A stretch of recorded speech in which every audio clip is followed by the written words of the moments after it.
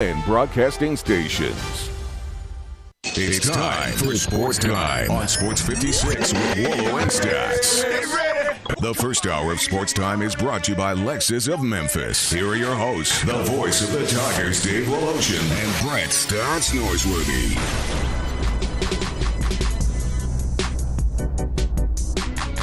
Welcome in on this very nice Wednesday afternoon, middle of the week, but for me, beginning of the week. So I've got a lot of catching up to do with Brett Norsworthy in beautiful Forest City. We've got Brian Thakis, who is spinning all the dials. We got a busy show coming your way, but I've got to start off by just quick thinking, quick statements.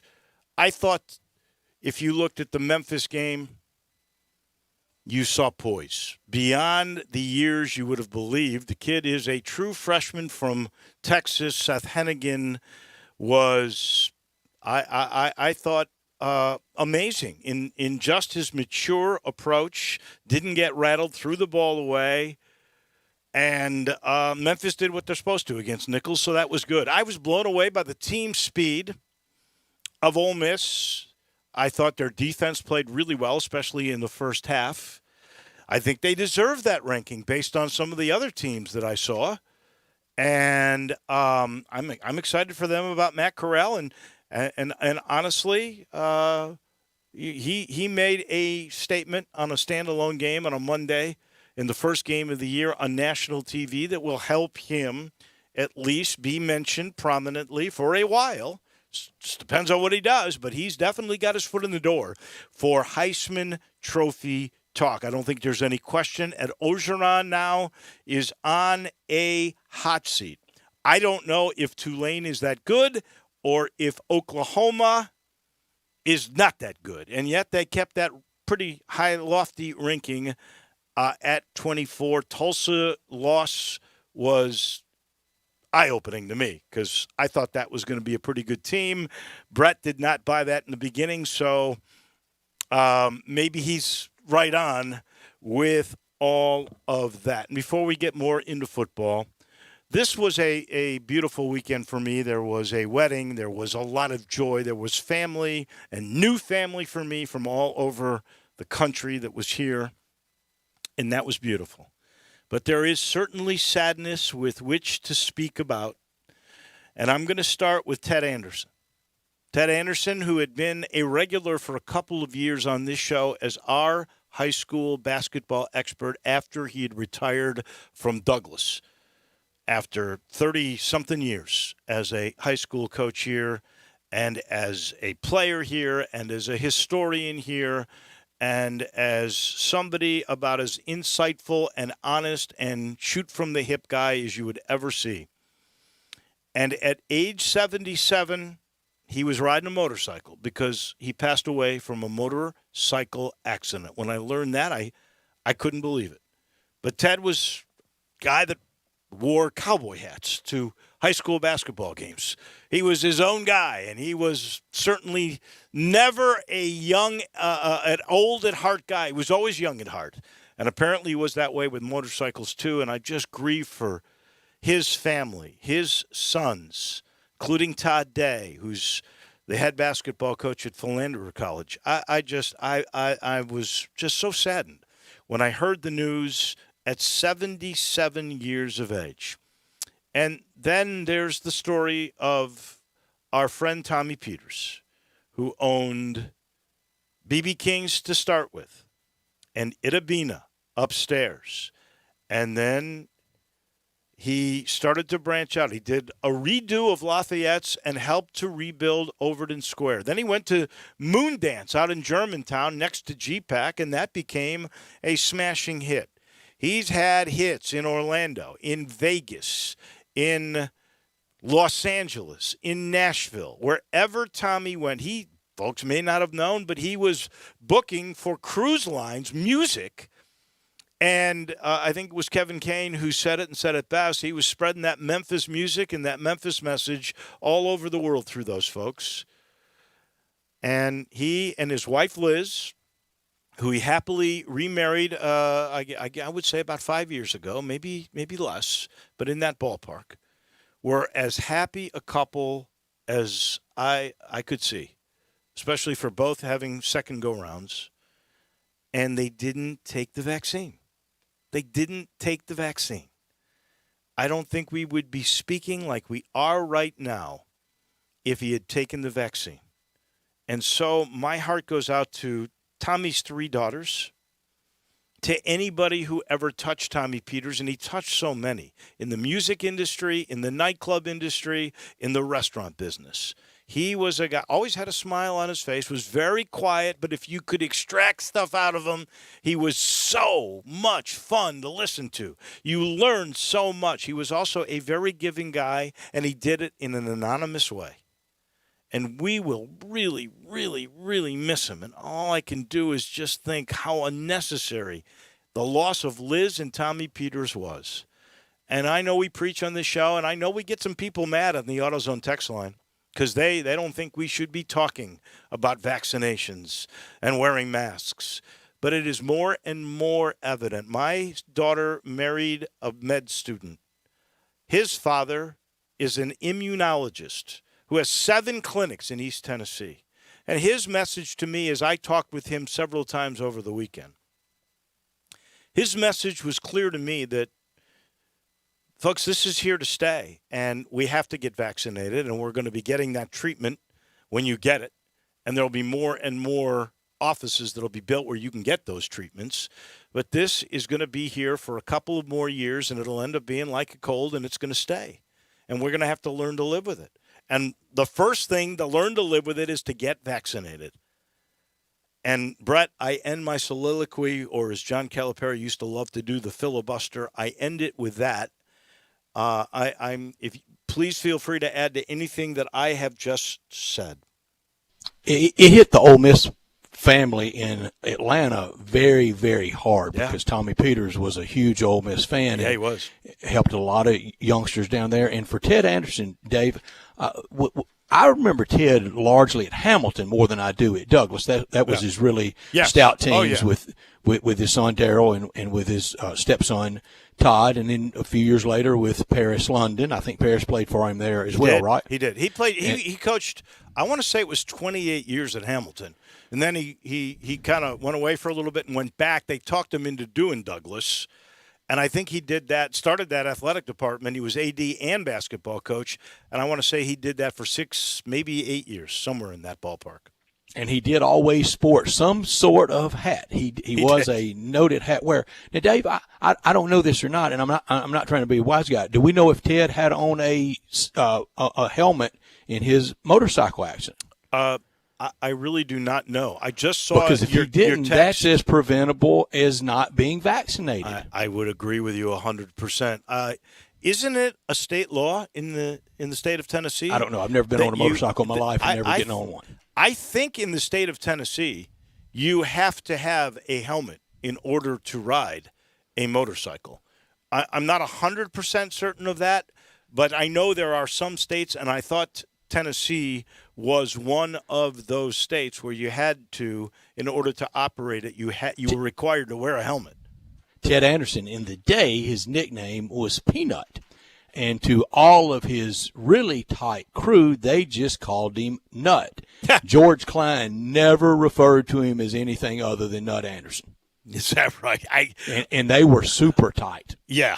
GK and Coach were super tight. Well, I just loved everything about Ted. I mean, first of all, Ted was old school. It's fun to see him at the radio station always. Yeah, he made sure his guys were in line. I mean, you did not see. And you know Todd Day is still all-time leading scorer at Arkansas. It will never be broken because nobody's going to hang around for 4 years to break it. That's true. How many do you know offhand how many points he scored? I don't, but I think it's over 2K. Yeah, I'm pretty sure it's over 2K for certain. I just loved his style. You knew Ted Anderson was in the house when he came in, whether that was his hat or just the charisma he brought. Like Tommy, they both were a lot of fun to be around. They were. In different ways. I mean, they were definitely – their approaches were But Ted Tommy was Mr. more, Downtown. He was. Tommy was a builder.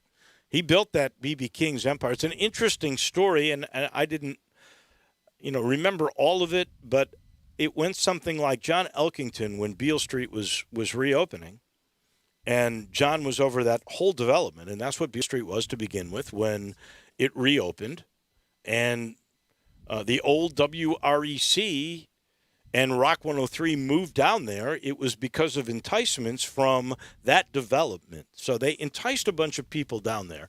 And John was after Tommy because he knew Tommy had a relationship through the music business and for Tommy Peters with BB. With BB, that he had a good relationship. So finally Tommy talks BB into doing BB King's. And they had a manager there that BB clashed with. He didn't like him. And I think BB basically said to Tommy and to John Elkington, the only way I'm going to keep my name on this building and keep going with this thing is if Tommy Peters runs it. And that is how Tommy Peters learned the restaurant business and a lot of the aspects of the nightclub business firsthand, because he was smart, firsthand through BB King's. Then he built Itabina. And that just became a powerhouse right off the bat. And it's still one of my favorite places in Memphis to go eat. He wanted to help with what they were doing, the Lobes, in Overton Square. And he reprised one of the original comeback buildings downtown, or I guess I should say not comeback buildings, one of the buildings that was a mainstay of Beale before Beale really kind of went away for a while. And that was Lafayette's Corner, and he reprised that in Overton Square, and that, as far as I know, was going great. And then he did that building in Germantown next to GPAC, and Brad, I don't know if you've had the opportunity to go to Moondance, but Moondance was very special. I mean, there's some unique dishes, and they have this bourbon dish, which I know a bourbon drink, which I know you didn't try, where they actually put it in a little smoker. And they smoked the bourbon. I mean, it's really unique, really cool. Brainchild of Tommy Peters. I mean, Tommy would get he would get BB King, and there was one, I won't name him, but there was one Ole Miss coach that was very resistant to it because he said they don't know who he is. But Tommy would get BB to call parents of prospects. Because, okay, maybe the player doesn't know him. Those parents knew who BB King was, especially throughout the state of Mississippi. And he would often get BB kind of to come in for the close right before National Signing Day. Huh. I never knew that story. That's great. That is terrific. Oh, there is no doubt that Tommy Peters loved Ole Miss. He went to MUS. His uncle, Tommy, his uncle Jerry. Jerry, thank you. Jerry Peters is, I think, to this day, the winningest high school basketball coach in the city. I want to say he's number 2 in the state of Tennessee all time. And, of course, he passed away a couple of years ago, too. Jerry Peters did. But he went from there to from MUS to a great Ted Anderson story. It was very somewhat controversial in the recruitment of Todd that it was going to be a package deal, full scholarship for Ted's other son, Daryl. Right. And a lot of people didn't want to take that deal. And Nolan Richardson always said when kind of the deal was thrown at him, he pointed over, he said, I'll take the family dog on full scholarship. I don't care. He said, I want Todd Day. Well, Larry Finch never talked much about it, but Ted Anderson did. And Ted Anderson said he made that offer to Larry. Take Daryl, I'll give you Todd. Todd was okay with that maneuver. And for whatever reason, because Larry Finch was part of a package deal himself with Ronnie Robinson, you would have thought Larry would have taken that deal. And Alvin Wright was part of that John Gunn deal from Melrose. Right. So there were deals in the past that were made like that. Aaron Lee was part of the deal for Aaron Price was part of the deal for Keith Lee. No question. And only been done forever. And I don't know why Larry just didn't want to do it.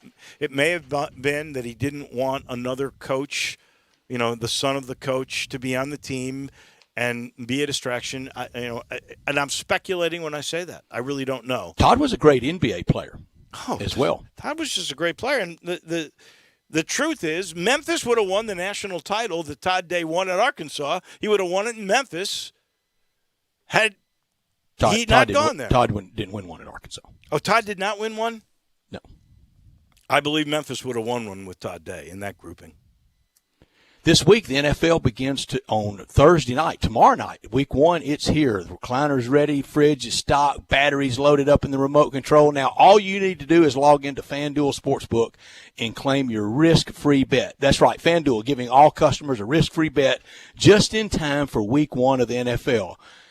I love the Browns on Sunday against Kansas City. I love them with plus the points, but also I love them plus the 220 money line. Yeah, on the road, Baker Mayfield against Pat Mahomes. Take that money line. Take the Browns.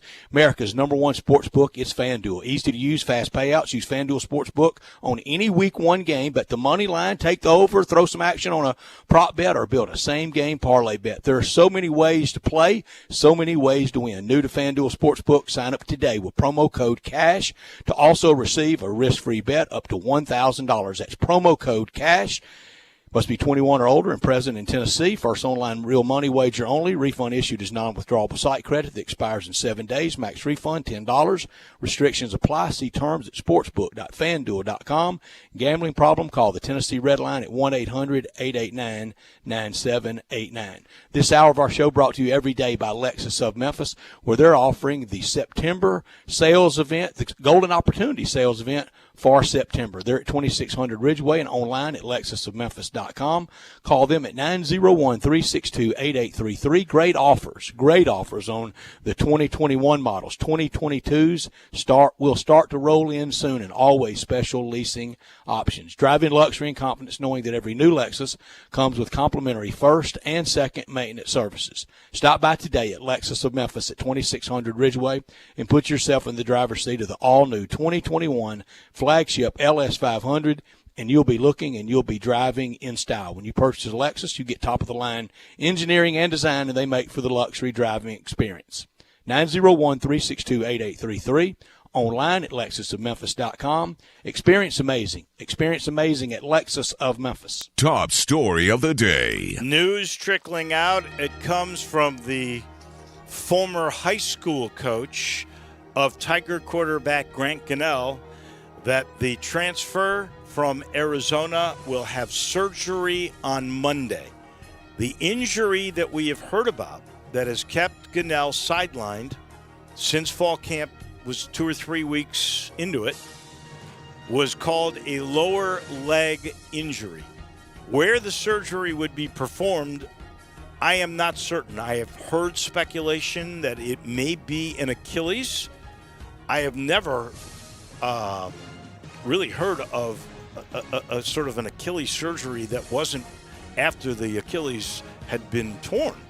So if that is the case, maybe it's a partial tear and they can fix it. I don't know. I would believe that once surgery is performed, the university would probably be a little bit more specific as to what the injury is, provided that Grant Gunnell wants people to know that.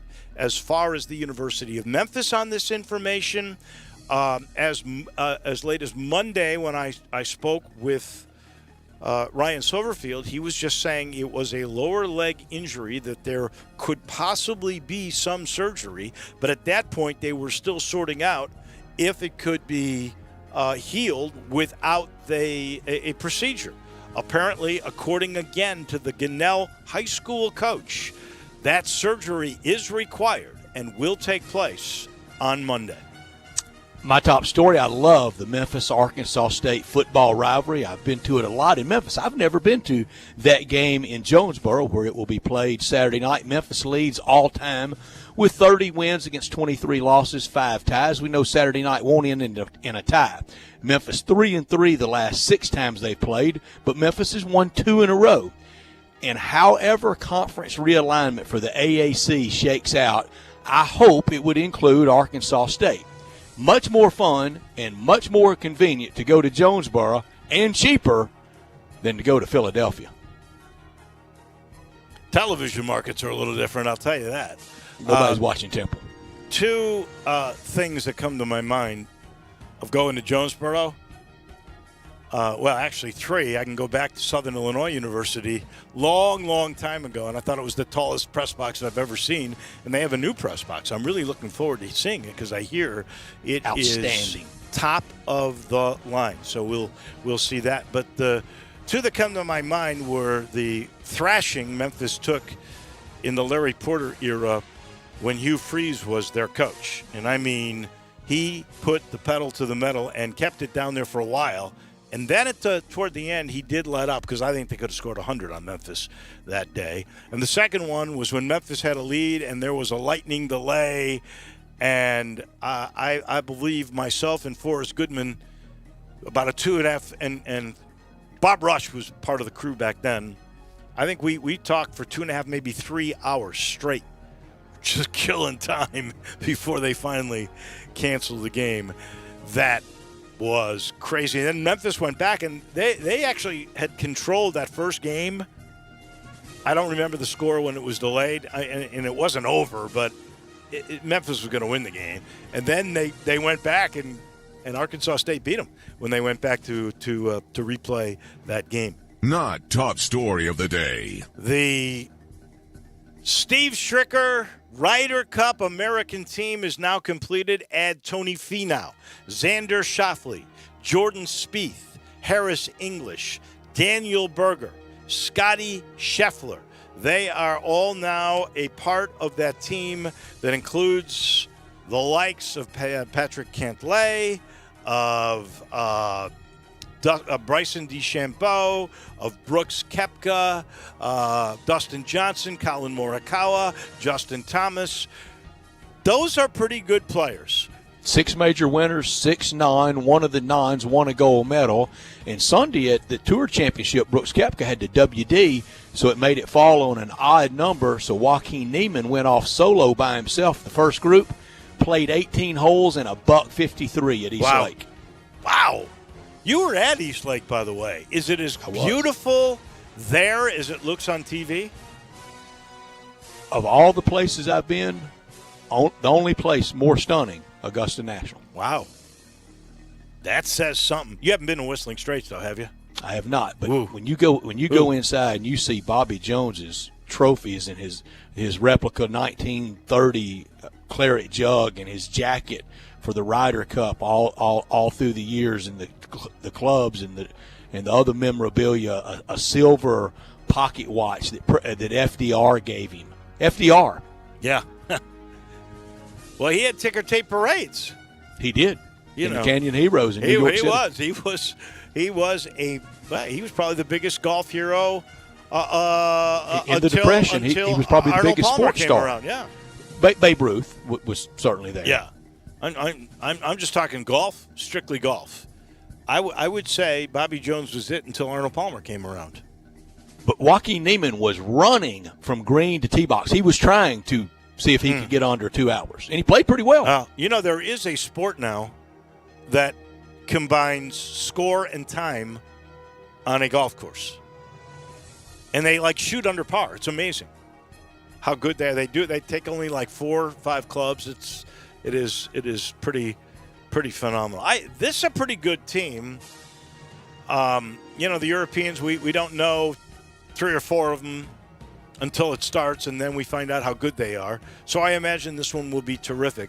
I would tell you, now I haven't played every great golf course in America, and I haven't been to East Lake, but I would say to you, Whistling Straits, which I have played, and Erin Hills and Pebble Beach, I think Whistling Straits is the most striking, magnificent golf course I've seen. So this will be a lot of fun. There will be a lot of picturesque holes for everybody to watch. What is your not top story of the day? Tampa Bay Rays, they're doing it again. Yep. Another prospect, Josh Lowe, joins the best team in the American League, second best team in all of baseball, and he joins a team with household names like Meadows, Kiermaier, Margot, Brett Phillips, Jordan Luplow. 9.5 game lead over the Yankees, but here's the lead the Yankees have over the Rays. $203 million in payroll against a paltry $80 million for the Rays. I'm so for the Rays and the Padres in these playoffs. Maybe Brewers. So basically, The Rays' payroll is 1/3 of the New York Yankees. That's it. Man, that's... Tim Doolin is usually, really good with what he says on the air here and his predictions of what will happen. And he doesn't really come out with a lot of bold sort of statements unless he really sees something coming, and then he'll step out and take the stand. He came out a couple of weeks ago when the Yankees were making their run, and they got close to the Rays, and he said they will surpass Tampa. The New York Yankees are going to win the American League East. And that is when, I guess, the Rays heard that. They took umbrage. And my gosh, they have come and they have played some kind of baseball. I love it. 1/3 of the salary that the Yankees pay out. That is a great story. And those are the top and the not top stories of today. We are busy. We'll have TJ Reeves. We'll talk about those Rays here in just a minute. Keith Smith's going to do us a favor. He's moving, and so we'll talk a little NBA at 4 o'clock. At 4:30, Steve Earhart, our friend from the AutoZone Liberty Bowl, will get his take on the news of the Big 12 expansion, which affects his league, and if that is going to be the end, or will there be more after that? We'll get his take. And then interesting person, Kara Ritchie from 95.3 The Ticket in Jonesboro will talk with us at 5 o'clock today. Memphis and the Red Wolves. And as you said, this thing goes back a long, long ways. I joined it when it was Larry Lacewell and Rex Dockery. So that seems like a long time ago, but it's really not in the whole scheme of things. But those were interesting days. We pause for just a second. Again, we are now officially underway on this Wednesday on Sports Time. Greg Gaston and Eli Savoy take you through lunch from 10 to 1 weekdays, only on Sports 56 and 98.5 FM.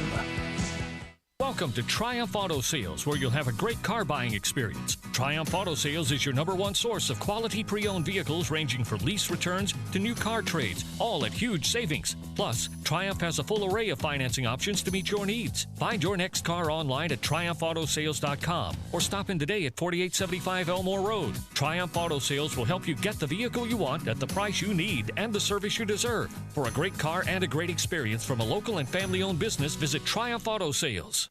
I can pop a beer in here, right? Your cousin. From Boston. This here is Sam Adams Boston Lager. It's my go-to beer. Not too heavy, not too oh boy. Oh, that's...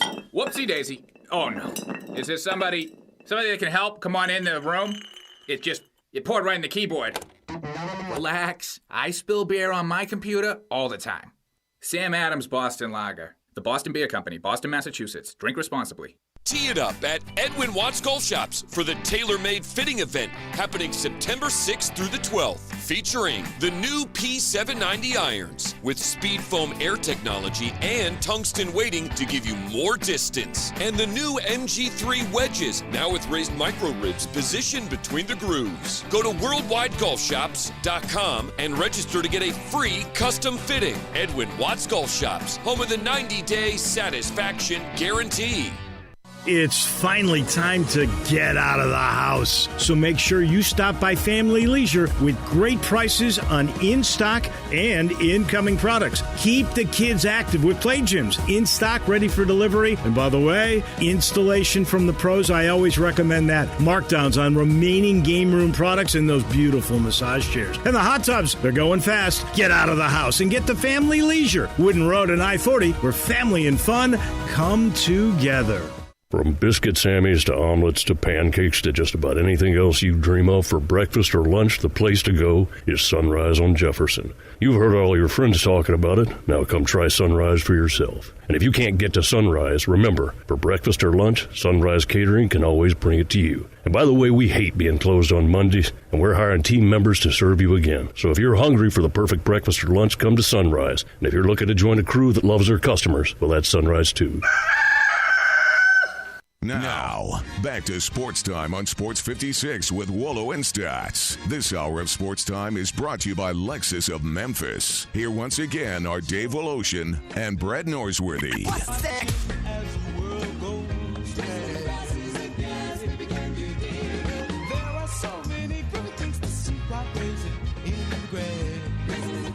Welcome back in as we cruise through our very first hour of this program. We're sitting in the Family Leisure Studios. A new month. We're going to get some new things. There's a big spa sale going on. Get those hot tubs before it gets cold. Reserve yours while you can. And I'm telling you, you're going to love it because they have some really great pricing on in-stock and incoming products as we get ready for fall and for winter. Still markdowns on remaining game room products. And they still have, last I looked, because there's still another month or two of some hot weather, they still have chlorine. Go see our friends at Family Leisure. That is I-40 and Whidden Road, where family and fun all come together.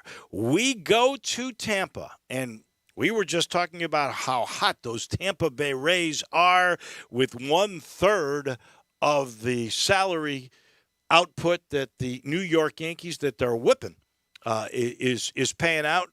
But is there any talk about that when you've got Tampa and the NFL and Dallas coming to town tomorrow night at 8:20 Memphis time? Listen, it is always good to be with you, and it's always good to talk everything Tampa Bay, including the Rays. The answer is yes. They are getting notoriety. They are getting attention on the sportscast, on the sports radio airwaves.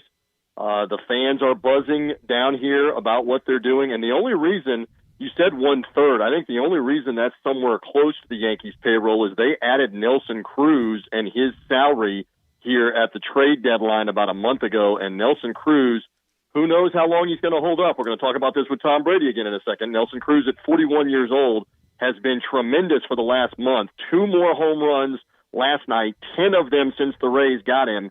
They wanted the big bat. They've got the big bat. We keep hearing all these things about, the Rays aren't playing the Orioles anymore. Watch the Red Sox and the Yankees reel them in. Well, they beat the Red Sox the first 2 games of the series in Tampa last week, and now they went up to Fenway and beat them the first 2 again there.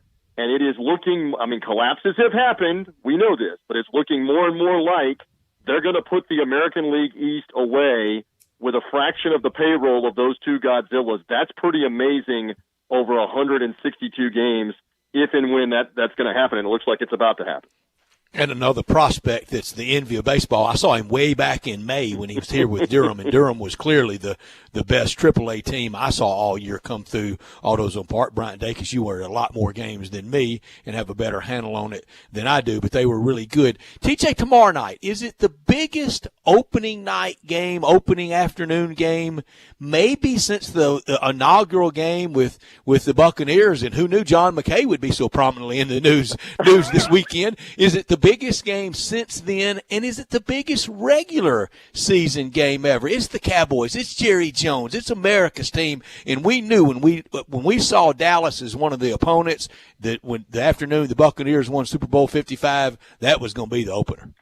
Absolutely. Yeah, I believe it is the biggest game, and you gave me a lot there, so I got to backtrack in just a second. But yes, this is the biggest regular season game that the Buccaneers have ever played. Yes, they were the Super Bowl champs in 2002, and by the way, today is the 18th anniversary of the 2003 Buccaneers debuting on Monday Night Football and beating the Eagles 17-0 on Monday Night Football. The bookends for the Buccaneers and their fans over the Eagles and their fans, because Rondé Barber with the long interception return closed down Veterans Stadium. The last ever game at Veterans Stadium was a Buccaneer win in the NFC Championship game over the Eagles.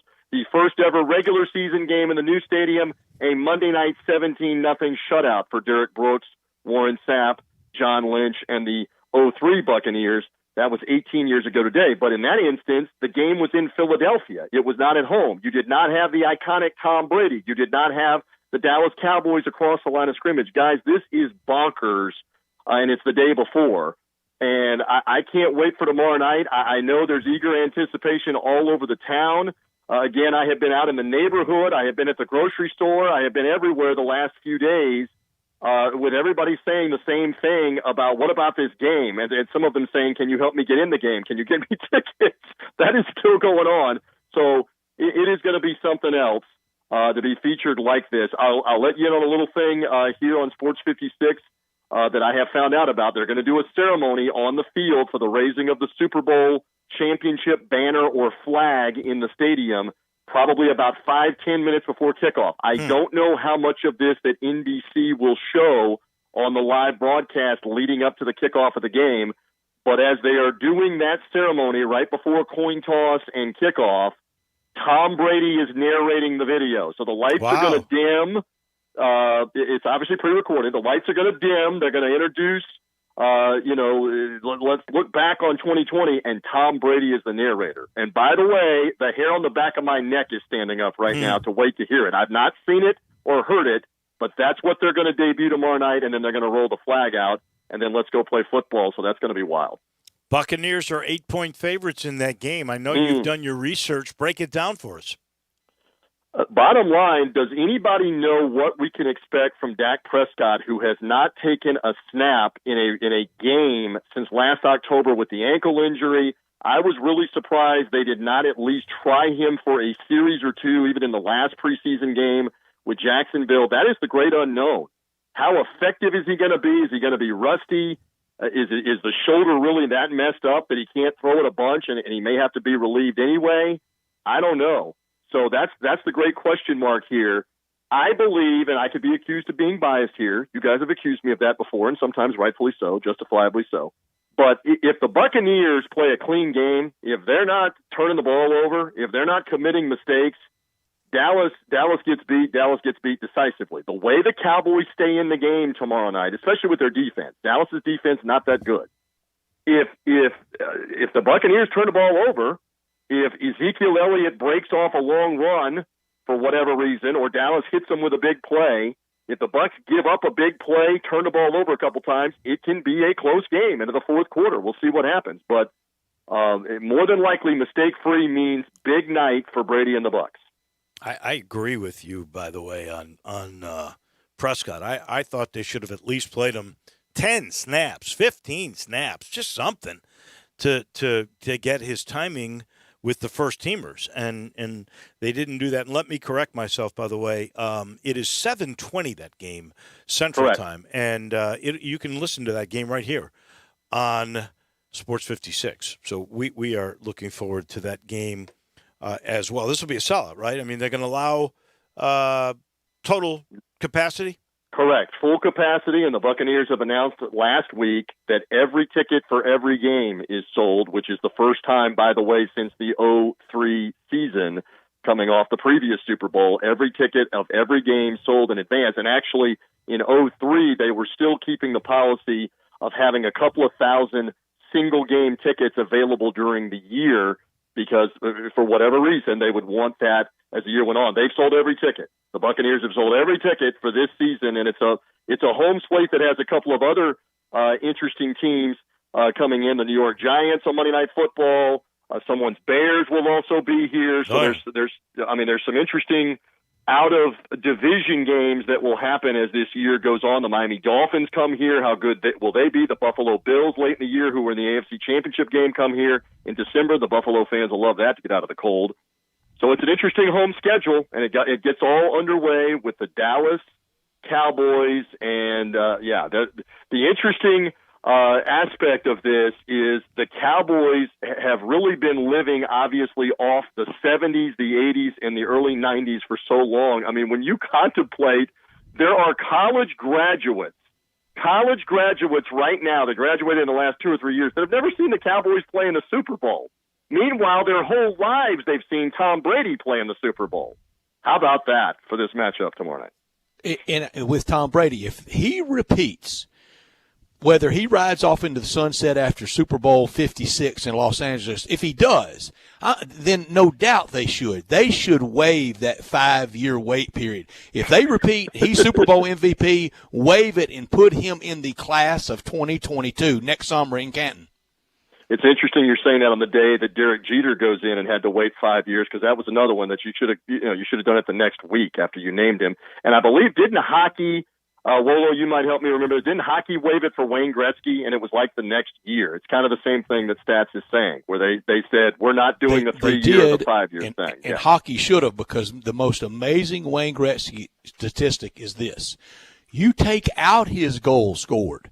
He's the all-time leading scorer with just assists. Just assists, yes. Well, he, greatest goal scorer, greatest assist man on great teams. And I believe it is still the case. He's still, to this day, having not played at least 15 years. What is he? He's been gone like 15, 20 years out of the league as a player. He won't get touched. He still holds like 50 all-time records, 5-0. It's crazy. TJ, how did the Brian Kelly comments ring in Tampa, where it was a funny line 45 years ago? It's a funny line now. The delivery by Brian Kelly was very awkward. John McKay never used the word. He never said execute. No. All he said was, I'm in favor of that, and everyone laughed. So you are exactly now right. Everybody wants Brian Kelly fired, especially a lot of college football Twitter. Well, yeah, but that's, in one ear and out the other. For the keyboard warriors. Some of it's very prominent voices. Well, but still, he's insulated. He's not going anywhere. At Notre Dame, he's bigger than the president. He's bigger than the AD. He's not going anywhere unless he wants to go anywhere. But that's beside the point. You made the correct assessment that he tried to be funny, tried to mimic McKay, and he used the word execution. The question to McKay 45 years ago was, what do you think of your team's execution? And his quick quip answer was, I'm in favor of it, which drew an immediate chuckle from everybody in the room because they had been so bad for so long. I think he was cutting on a cigarette, too. Probably. Yeah, and McKay would cut lines like that all of the time where he would say to, they would ask him, hey, you've now lost 5 straight games at home. And he says, we have now petitioned the NFL. We can no longer win at home. We can no longer win on the road. We would like to play in outer space. He would say things like that. One of his most famous ones, which drew chuckles and some people raised an eyebrow, was when he was at USC and he signed his son J.K. McKay to be a quarterback, and he was asked about the recruitment, and I guess one of the reporters was kind of jokingly saying, well, what about the recruitment? And McKay said, I knew I had this recruit in the bag. I had been sleeping with his mother. And that again drew everybody laughing. Yeah. So, I think the line on that he was asked about his offense's execution. That's what he said. I'm in favor of it. And then he said, I knew I had what was it, J.K. McKay? Is that what it is? J.K. McKay, correct. I knew I had J.K. because I slept with his mother. That's correct. So he would quip the one-liners all the time. And again, you're trying to be funny in the heat of the moment, I guess. You can make the argument, too, that when you've been in a battle like that, an overtime game, an emotional game, and suddenly there's a microphone there, a lot of us would have trouble coming up with the right thing, especially when you're as hot-tempered as what Kelly is, to not swear on national TV, to not be upset about you guys. I'm not making excuses for him. He tried to be funny. And even after the game, I thought he was good where he flat out said to people that were coming after him, I was joking. It's a John McKay line. Right. You people need to lighten up. I thought it was good for him to fire back. A lot of those people on that Zoom call thought life began with Friends reruns. Yeah. And don't know John McKay. And here we go back to that again, that everything started happening in the 90s or in the 2000s. But I guess we're older and we got to deal with it. Last thing regarding that game. Do we take away? It's a little like the the Tulane Oklahoma game. Do we take away that maybe Notre Dame is not that good, or do we take away that Norvell is starting to make it happen in Tallahassee? I think you take a couple things away. First of all, there's a lot of Seminole fans that want to know why Mackenzie Milton wasn't playing at least earlier in the game, if not starting the game. But I understand the trepidation with the leg and the whole thing. And we'll see moving forward how much they play him, how much he can play. And I held my breath a couple of times. When he planted the leg and took off to run, good gracious, you're scared for what has happened in the past. Clearly, Notre Dame's defense faltered as that game went on. They made big plays all the time on offense, but Florida State gave them a couple of turnovers. Here we go back to that theory again and got them the lead. But I think there are some question marks for Notre Dame with their defense, and I don't know how back Florida State truly is. It was an emotional night, all the Bobby Bowden stuff. You can't overestimate that. Mackenzie Milton being out there was a lot of emotion. We'll see if from my most ardent Seminole people, they tell me that Norvell has done a decent job here of trying to rebuild, but they are still a year or two away from having enough talent to consistently win, overcome injury, have the right guys on the field. So it's not a 2021 thing for the Nole fans. They believe next year should be the better year and the ultimate judge for Norvell. We'll see. I hope they give him the time because I think he'll get it done. I'm a believer in Mike Norvell. As always, my friend, we appreciate it. Tomorrow night will really be special for Tampa, and I think for Cowboys fans. I'm tickled pink we got it on a radio station. It'll be a great way to start the NFL season for sure. Should be a blast. Always good to be with you. I'll give you a full report back when I'm on with you again. You boys be well in Memphis. You got it. That is our friend T.J. Reeves. He's brought you in part. He loves golf just like I love golf. It's brought to you by Edwin Watts Golf. A tailor-made fitting event happened this past week, and it was, I guess, spectacular. It always is. They got another one coming up. I was listening to Jay Hasselman on Middays with Greg and Eli today. I got another one coming up between 4 and 11 this coming Friday. And all this new equipment, with all the new technology they have, it's the best. And that's the great thing about Edwin Watts Golf. They always have everybody's new equipment. There is not just one line. There's not just the TaylorMade. There's Titleist, and there's Callaway, and every major brand. There's Srixon. Every major brand of technology is in the house, and all the latest. And that's the same thing with shoes. There are performance shoes. That's the same thing with apparel. That's the same thing with a Bushnell or a GPS. Everything that is new in golf is always there. And the great thing is you get to try on most of it. And I'm not saying you can go try on the pants, but I am going to. Well, you do. You try on the pants. What am I talking about? Of course you do. You try on the shoes. You can try out the clubs on the two computers and see exactly what your numbers are. I mean, it's terrific. They even got that putting green. Try out one of those new putters. It's just fantastic. It is where everybody who loves golf, it's where they go to shop. So give yourself some time when you go there because you're going to know somebody in the place. You'll love it at Edwin Watts. Back in a minute, we'll put a wrap on this very first hour on this Wednesday of Sports Time. Grab a seat with Johnny Radio for Sports 56 Happy Hour. Weekdays from 1 to 3 on Sports 56 and 98.5 FM.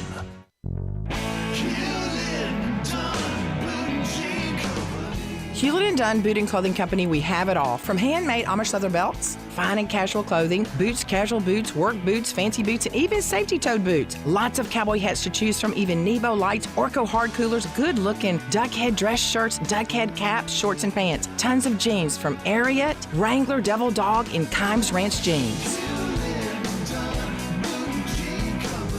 At Hewlett & Dunn, we have a great selection of Old South T-shirts and caps. Fine clothing from dress to casual to Sunday best. Enjoy choosing from UFO's orthopedic-approved shoes. Hewlett & Dunn Boot and Clothing Company. Boots of every size, every color, every skin. Great quality Western, work, and safety toe boots. Hewlett & Dunn Boots and Clothing Company. 111 North Center Street, Collierville. Hewlett & Dunn. Hewlett & Dunn, serving you and your family since 1961.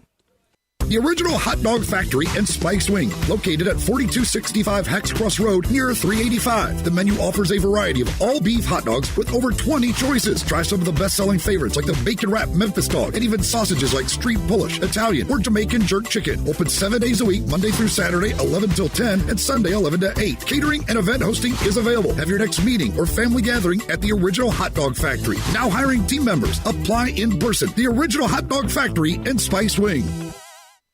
Hi, this is Troy Five-Ash, owner of Five-Ash Roof Services. You've heard me talk about how we offer the best products, the best warranties, and the best services for years. Now let's talk about pricing. Pricing should never be the only reason you hire a contractor, but in today's world, pricing is always a consideration. So we suggest you get 2 or 3 estimates for your roof replacement from a reputable, licensed, and insured company, and then give us a call. If we can't beat your best price for a comparable roof system by more than $100, we'll give you $100. It's that simple.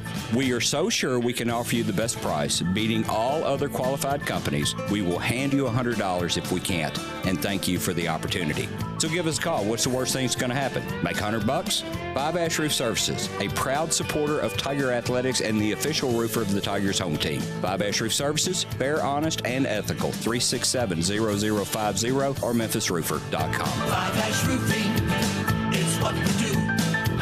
We're here for you.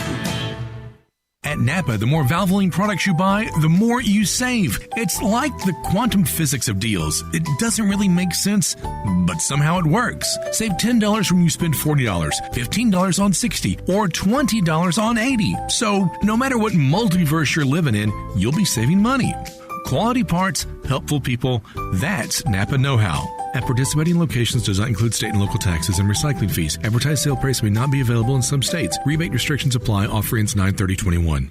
Now, back to Sports Time on Sports 56 with Wolo and Stats. This hour of Sports Time is brought to you by Lexus of Memphis. Here once again are Dave Woloshin and Brad Norsworthy.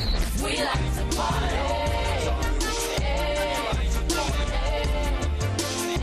Welcome back in. I missed yesterday, so I did not give my NFC stuff. Would you like for me to do that right now, Mr. Norsworthy? I thought we were going to do it about 4:45. Oh. Is that okay? Yeah, okay. That's fine. I'm ready for you to pick your Bears in Super Bowl. No. But I am picking them to make the playoffs. I can tell you that. I think I know you well enough. You're with me, Brian Kelly. It fell flat. No big deal. Move along. Or I think you're with me. Yeah, absolutely. Okay. I use that. I use that to contrast, Dave. And I've said it forever. And I said it yesterday about Mark Few. Mark Few's a really good man that made a terrible mistake. Terrible mistake. Mm-hmm. I promise you, I know that I know it kind of like I was after I made that same mistake. Never drink another drop. Never drink another drop. I was never putting myself in that position ever again. I was lucky that no property damage, nobody injured, no nothing. Prosecutors around the world would love that with DUI incidents. They would love that. But you look at the college football media, blue check marks, established places that drilled Brian Kelly into the night Sunday and most of the day Monday. And then you look at the college basketball Twitter on the Mark Few case. I went to 4 prominent voices of college basketball, collectively about 1 million followers on Twitter. Jeff Goodman, Dick Vitale, Jay Billis, and John Rothstein. Do you know how many among those 4, how many tweets they have about Mark Few? Collectively, total. No. How many? 2. Both of them were retweets of the official statement from Gonzaga saying, I'm sorry that it happened.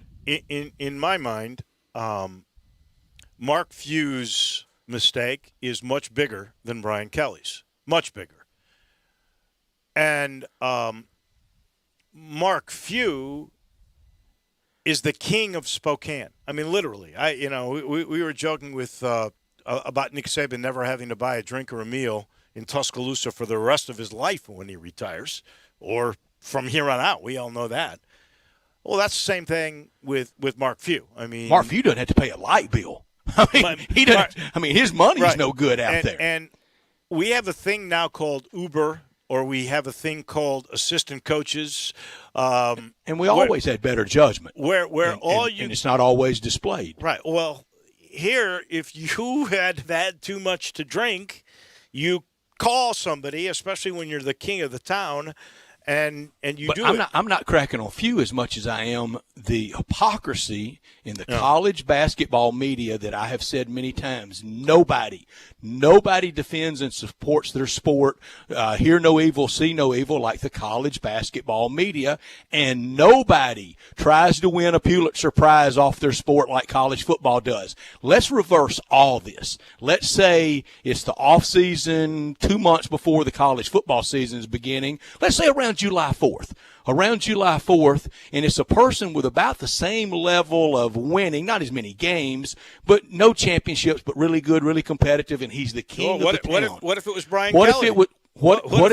Give Brian Kelly. What if it was Kirby Smart? Okay.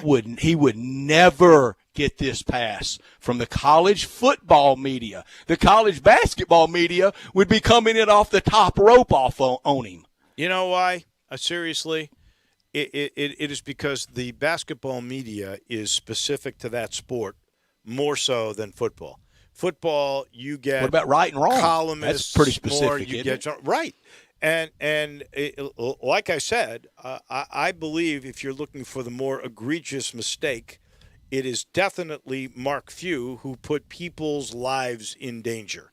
Brian Kelly, and this happens in this day and age of political correctness, where we've watched the pendulum go from one extreme to the other, and now it is so touchy, and you have to be so careful. He was trying to make a joke, and really, how offensive was that? Come on. If anybody should be offended, it would be his players, right? They're not. Why is it going to be somebody sitting across the country at a typewriter who's going to make that judgment? In his pajamas. I don't get it.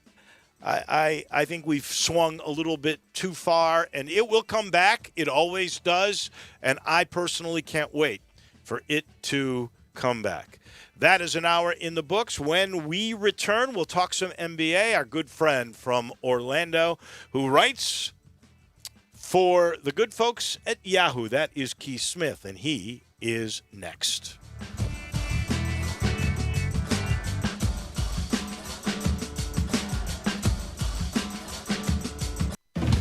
Southern Airways, we fly to make your day. Memphis's hometown airline, Southern Airways, wants you to beat the Mid-South Heat and head to the Emerald Coast. Southern is the easy and convenient way for Memphians to get to Destin. Want to spend some time on the lake instead? Fly over the interstate traffic and bypass any delays and take one of Southern's flights to Hot Springs, Arkansas. Short flights and popular regional destinations like Arkansas's festival city of El Dorado and Harrison, Arkansas, the gateway to Branson, each have daily nonstop flight options from Southern Airways out of Memphis. Flying Southern is easy with no TSA screening hassles and free parking at Signature Flight Support. So if you're planning a quick weekend getaway, be sure to fly Southern Airways. Visit iflysouthern.com to reserve your seats today. At Southern Airways, we fly to make your day. A good friend of mine told me about this awesome place for lunch. Oh, yeah? What's the name? Neil's Grill and Bar, where the fat man rocks. Everybody knows Neil. Where's it located? It's located in Yorkshire Square off of Quince. And what's it like? The best lunch place in Memphis. You know, like real mashed potatoes and gravy. Everything is made from scratch. Monday through Friday, daily lunch specials like Monday baked chicken, Italian Tuesday, spaghetti, ravioli, Italian spinach, delicious fried catfish, fried chicken livers every Wednesday, Friday, Salisbury steak, barbecue chicken, or if you just want a vegetable plate, the best veggies in town. What about the lunch price? Meat and 2 veggies, $7.95. Meat and 3 veggies, $9.99. And veggie plate, $8.95. Big fat boy portions, man. Man, you're making me hungry. Come hear the best live local music at Neil's. Eddie Smith plays Sundays 5 to 9, Mondays karaoke, Tuesdays Debbie Jameson, Wednesdays Elmo and the Shades, Thursdays John Williams and the A440 Band at Neil's. Where the fat man rocks. I want to do some bragging rights. Hey, I was just the other day overhearing a conversation with Big Mike, the manager of DeSoto Auto Sales. They've got people buying cars all over the country. North Carolina, South Carolina, Georgia, Alabama, Arkansas, Texas. People from all over the country buy cars at DeSoto Auto Sales in Olive Branch, Mississippi. Why? DeSoto Auto Sales has the most stringent car inspection in America. They get it right the first time. Quality and low mileage, factory warranty on most vehicles. My favorite part is the people who work there. Big Mike, all the employees are professional, friendly, and go that extra mile. Expect as you walk in the door, you're treated like family. DeSoto Auto Sales understands your time matters. We can help you find your dream car and get all the paperwork finished in less than an hour. Come see us at DeSoto Auto Sales and be part of our family. Have a great buying experience every time. 662-890-7184. There's always something special going on at Sweetgrass and Next Door, Memphis's perfect neighborhood bar in the heart of Cooper Young. On Wednesdays, there are all-you-can-eat wings, and these aren't just any wings. These are big, delicious Sweetgrass wings. On Sundays, we open at noon for brunch and football with 2 huge projector screens and 10 high-def TVs. Thirsty Thursdays features $2.50 domestics and half-price wine by the bottle, which is one of the best deals on wine you'll find anywhere in Memphis. Come experience the best atmosphere and best specials in the best neighborhood bar in Memphis, Sweetgrass and Next Door in the heart of Cooper Young.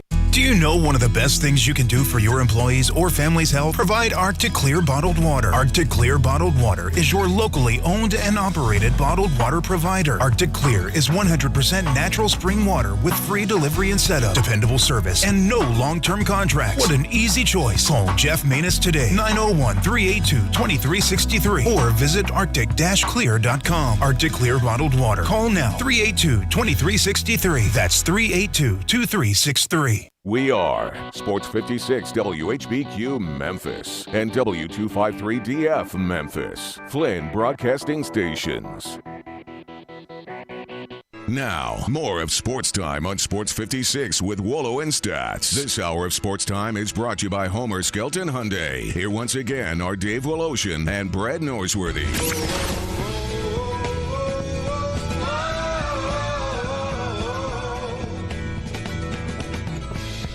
Welcome in our number 2 on this outstanding Wednesday afternoon. We will head down south to talk with our friend Keith Smith on the NBA in a matter of moments. Big news today. Grant Gunnell, apparently, according to his high school coach, transfer from Arizona, who got banged up midway through fall camp for the U of M and has been struggling. And they tried to heal this thing with rehab and some other things. According to the coach, he will have surgery this coming Monday. It is a lower leg injury, nothing specific yet. There have been some who have speculated that it may be an Achilles issue. We'll find out, I'm sure, if the surgery really takes place. We'll get more to the bottom and more specific as that all unravels. It is Memphis and Arkansas State weekend, and that should be a lot of fun. There is still Big 12 conversation on expansion. Steve Earhart's going to address that at the bottom of the hour. So we are busy as always, but there's always time to chat some NBA, and our friend Keith Smith now joins us. And I couldn't help but notice this is obviously the slower time of the year. There are a couple of stories who have trickled in. But we know that there is the G League Elite. That is a group that is top-notch seniors that have been signed for anywhere from $500,000, I think around that, or below, to $250,000 to come and play. There's another league called Overtime Elite that is dealing with high school kids, some as early as their sophomore year. And I wasn't sure. I don't think there's a connection with the NBA. We know the G League. There is. The NBA owns it. But is there a connection with Overtime Elite and the NBA? Good afternoon. No, not any sort of official connection that I'm aware of between that. It seems like that's a separate entity that is essentially telling high school basketball players, instead of going through the whole high school and college process, come here, start making some money, and we'll get you ready for a professional career. And, Keith, we're getting really close to camp time, aren't we? It didn't sneak up on us because we knew it was going to be a short turnaround. Yeah, we're less than 3 weeks out now. It'll be the 28th of this month that all the camps will open. We're a day less than 6 weeks from the first night of the regular season coming, so everything is coming pretty fast and furious right now. All the teams are putting together their rosters for camp and filling out with their camp invites and lining guys up for those post-NBA G League contracts. We'll be back to full bore with the G League this year. There's going to be 30 G League teams if you count the Ignite in there. There's also the expansion team in Mexico City will start its first season. They're both unaffiliated, obviously, with any one team, but we're steaming towards a full affiliated G League, and off we go. Keith, I asked you a few weeks ago about rosters, and at Spot Rack, if y'all had any information on who would return the biggest percentage of one roster from opening night to the next night. Never mind that. I would love to know who would return the most starters for somebody. Yeah, there's a handful of teams that are probably going to have all 5 starters back, or guys who started the vast majority of their games, like the Brooklyn Nets will return their full starting 5 for most of their playoff run.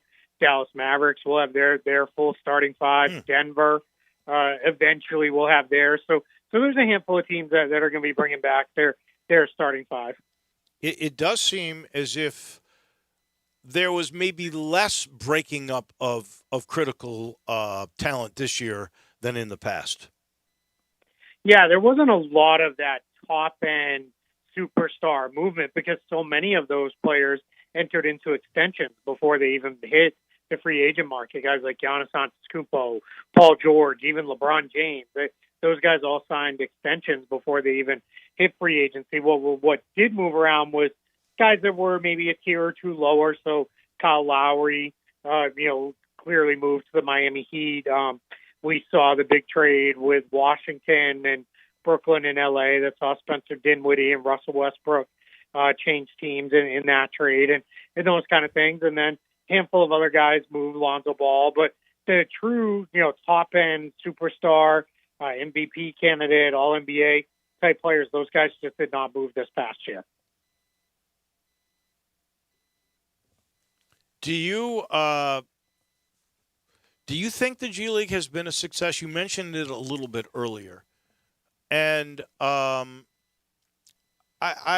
know it doesn't draw people, but I don't think they expect to make money on the G League. I'm not sure how many guys that are two-way guys actually come in and really become factors in the league. And they're trying at this point, and I think it's to hedge that first paycheck for the underclass guys that are coming out. To make sure they're good enough, so that's why the G League Elite came into being. But as an entity, and taking basically the NCAA as a builder of your sport out of it, is the G League an effective tool? Yeah, I think so, and I think some franchises have used it better than others. I think those that have either established a team close by or bought and moved a team close by, we've seen both models happen. I think they have had more success than those teams that it's been one of those things where if you're going to sign a guy, he's going for probably a week or so, if not longer. Those teams where it's just a quick car ride, like here in Orlando, their G League team now plays in Lakeland, which is only less than an hour or so away down the road. So they're able to send guys down there. Some teams have started to use it almost similar to how Major League Baseball uses their minor leagues for rehab type assignments. So I think those teams have been successful. And we have seen a lot of players come up from the G League that have become impact guys. Now, the two-way guys, that's still kind of feeling its way out and being sorted through. We've seen a few pretty good success stories of guys who run a two-way contract, get promoted to the NBA and become a full-scale guy on their NBA team, and that's been great to see. But that's going to work. I think we'll see the G League really become a thing when the NBA can, whether they can convince the last couple of holdouts who are Portland and Phoenix to get their own G League teams, or they strong-arm them into their own G League teams. Once we have all 30, I think then they can approach things like draft reform and how we want to look at some things differently with how rosters are built and the like. That's when I think we'll really see this thing take off. Keith, you remember you mentioned the possibility of the reality of all 5 Brooklyn Nets starters returning for this upcoming season. I keep a running list of the NBA seniority in current job. Well, Pop's out there a mile ahead of everybody. Eric Spoelstra 2, Steve Kerr 3, Quinn Snyder 4. Down at 16, almost in the top half after just a blink of an eye, it's Steve Nash. Did he answer any coaching questions that you had before last year, or is it still mostly a matter of filling out the lineup card for him?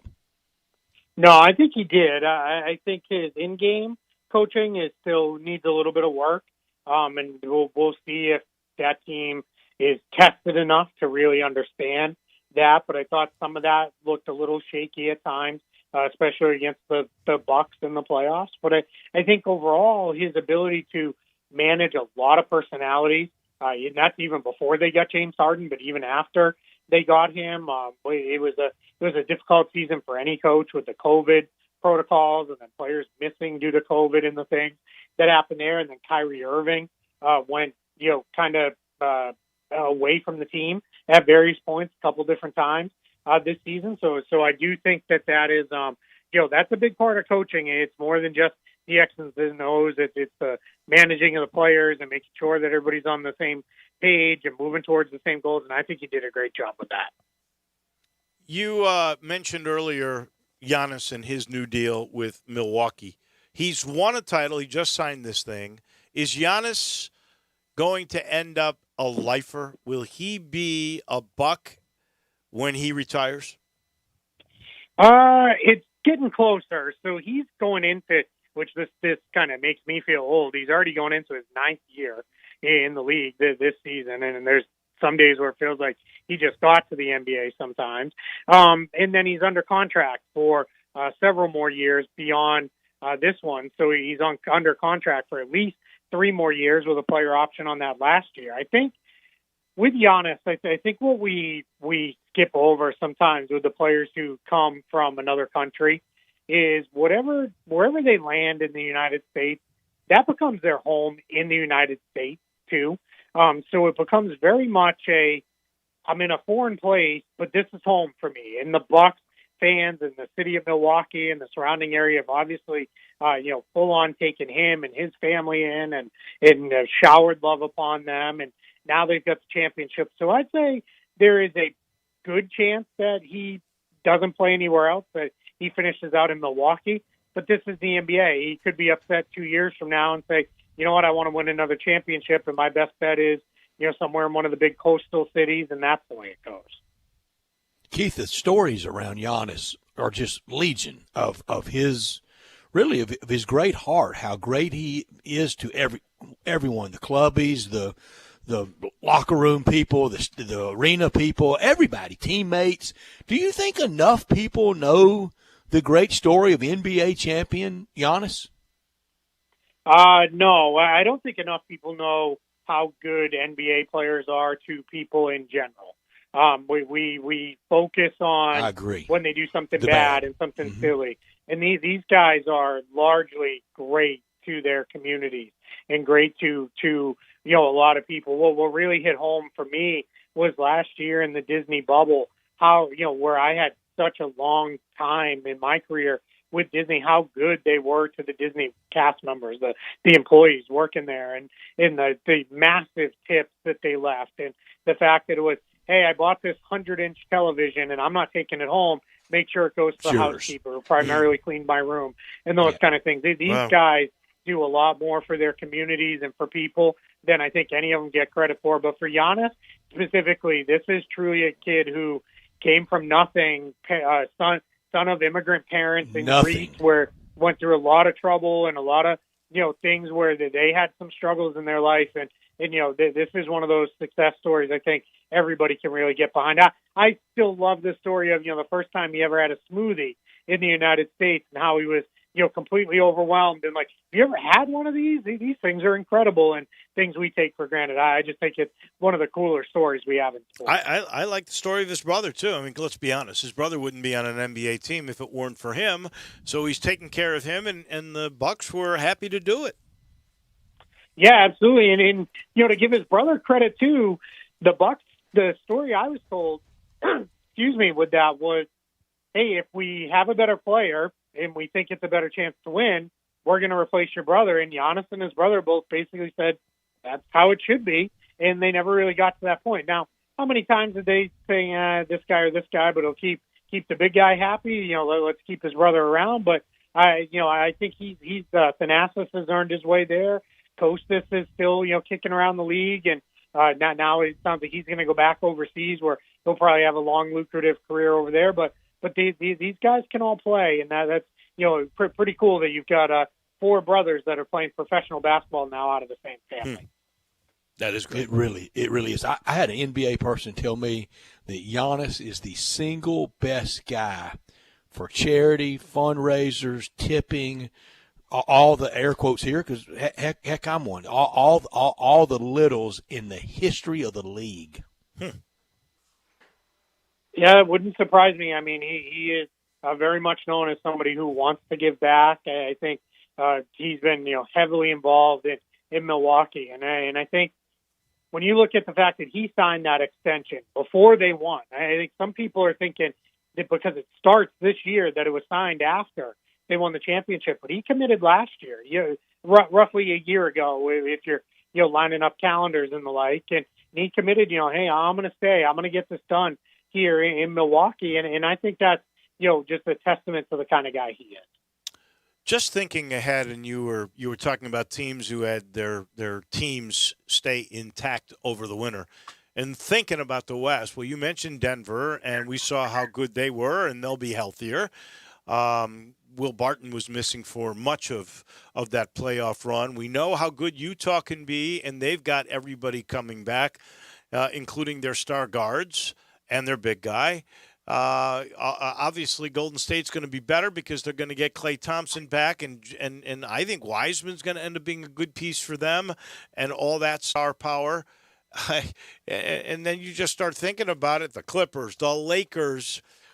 What kind of record is it going to be for the 8th team? Or I guess we can go with the play-ins. What kind of record will it take to be involved in postseason next year in the West? Yeah, I think if you want to be one of those teams that has a chance to host a play-in game, whether it be the first one and you win right in, or you have to play that second one and host it, you've got to win probably somewhere around 45 games or so to feel really good about your chances there. Now, they'll beat each other up to some extent. I think some of the teams at the top, they kind of know, hey, winning a whole bunch of games in the regular season might not be the best way to push all the way through real hard on this. And I think you might have a couple of those teams that are looking at it and saying, yeah, it's more important that we just get there. And if we're fourth, that's fine. And that can give a couple wins on the other side, knock them down. But I think if you're kind of sitting there as a staff right now and you're looking at it and saying, all right, if we want to be sixth and we're in the playoffs, you got to be thinking we've got to win in the high 40s, probably 47, 48, 49 games at a bare minimum, if not around the 50 mark, just to make sure we're in. And the interesting thing is the East is kind of caught up a little bit too, because the East has more depth now than they've had in the last several years. They really do, and a team that you cover so well, and goes back to your youth and you knowing them so well. Ime Udoka in Boston, he's one of the newer coaches, but he probably is the coach with the best new coach, new city with the best ready-made situation, isn't he? Yeah, I think so. I mean, maybe there's a little bit of bias creeping in there because it's a team I cover pretty heavily, but I think they were, as far as teams that were ready to win right away, that was probably the open job that's going to lead to that the most this offseason. Anytime you can look at it and say, hey, you want to come here and coach Jason Tatum and Jaylen Brown, who we both have signed for the next few years at least, and they're just kind of entering their prime years and still improving, that's a pretty easy sell. And then I think what Brad Stevens has done as a general manager is really he's built this team back into the kind of team that had a lot of success there. The star names maybe weren't quite as up there, but these were guys who played hard. They were versatile. They went after it. A lot of guys who were coming in with chips on their shoulder, and I think that's when Boston tends to succeed the most. The East has caught up. Is a healthy Brooklyn team just going to run away with that? Is Philly going to be a factor with all the infighting, and who knows where Ben Simmons ends up? Don't forget the champs. And the Bucks. I'm not going to forget them. We've been talking a bunch about them, and I guess on paper, if you match them up with a healthy Brooklyn team, it's hard for them to repeat. And always look out for Eric Spoelstra. Yeah, I think without going in them, right. Atlanta is going to be pretty good too. I think Atlanta they got really good experience and they've got a pretty good squad. Philly's tough to peg because we just don't know what's going to happen with the Simmons situation.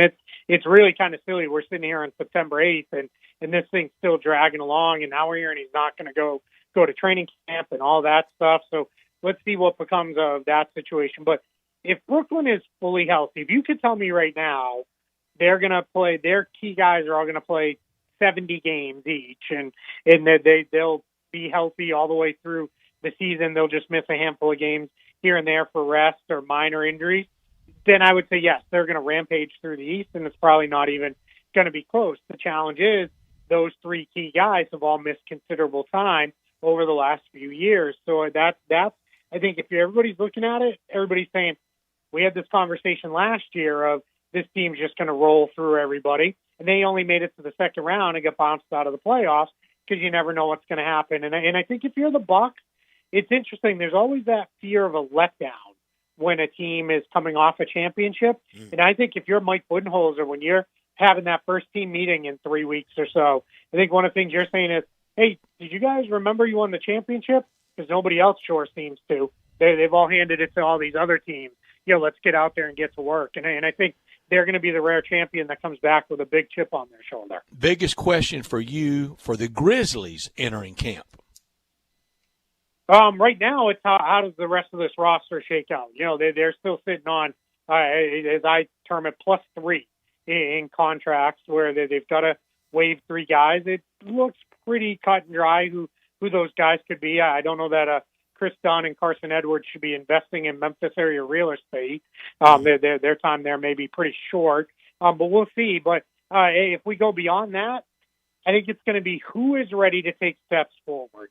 Is John Morant, Jaren Jackson Jr., are they going to take the steps forward to really lift this team out of a fun team, but team that's kind of stuck in that play-in area, or can they move things forward? Can a couple of the other younger guys, Brandon Clark, I'd like to see have a bounce-back season. He had some struggles in that sophomore year. And then our guys like Desmond Bane ready to step up and play bigger roles. How's that all going to shake up? But it's all really sitting there for Memphis. They're no longer kind of on their way up. Not that they're not still improving and getting better, but they're here now. So now it's time to take a step towards we're really here. We're ready to keep this thing, sustainable now for the next several years as a playoff team versus being a fun team that's on the rise. As you look at that and talk about that, what is your ceiling for this team? What is your basement? Yeah, I think their ceiling is they could be in the 5-6 range if Morant improves, Jackson improves, he stays healthy. They've got enough guys on the roster kind of doing their thing. I think that they could get in that 5-6, a short play-in range. The challenge in the West is their basement is they could miss the play-in because it could just turn into one of those things where, everybody else behind them just got enough better that they've zipped right past them. And it's not even that Memphis is necessarily worse. It's just the teams behind them are that much better. And that's the difficulty in the West. Is you really look at it right now, I feel confident saying Houston and Oklahoma City are probably going to be pretty bad. Everybody else in the West, I think you don't have to talk me into it by really telling me that they could be a play-in team at the minimum. I think I can get there with the rest of the conference fairly easily. New Orleans, last thing for our friend Keith Smith. Zion, second year, new coach. The trades have been made. Now they've got Giannis Valanciunas.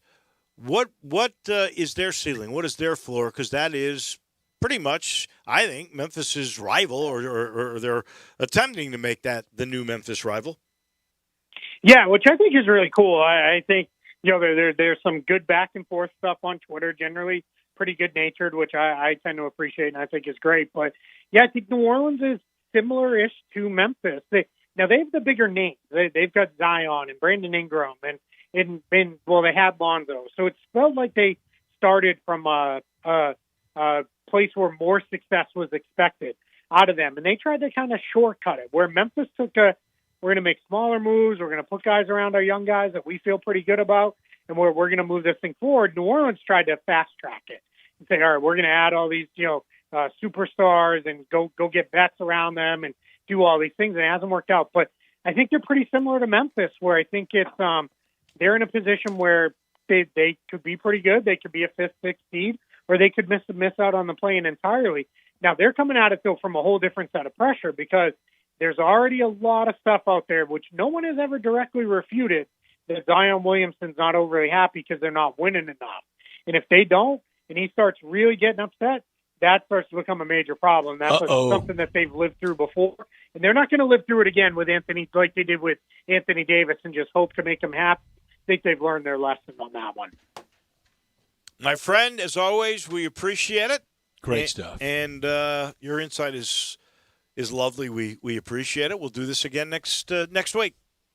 All right, looking forward to it. Thanks, guys. That's our friend down in Orlando from Yahoo. That is Keith Smith. Our title sponsor for this hour of the program is Homer Skelton Hyundai and Genesis of Olive Branch in that beautiful building right there at Craft Road and Highway 78. Out of 355 dealers of Genesis cars, they are, this is nationwide, they are in the top 50, which is amazing for a smaller community, and yet their numbers, when they have cars, and they've got G70s, and they got G80s, and they've got G90s on the lot there in Olive Branch, their numbers are spectacular, top 50 in the region, the whole Southeast, and that goes a long way with a lot of major metroplexes.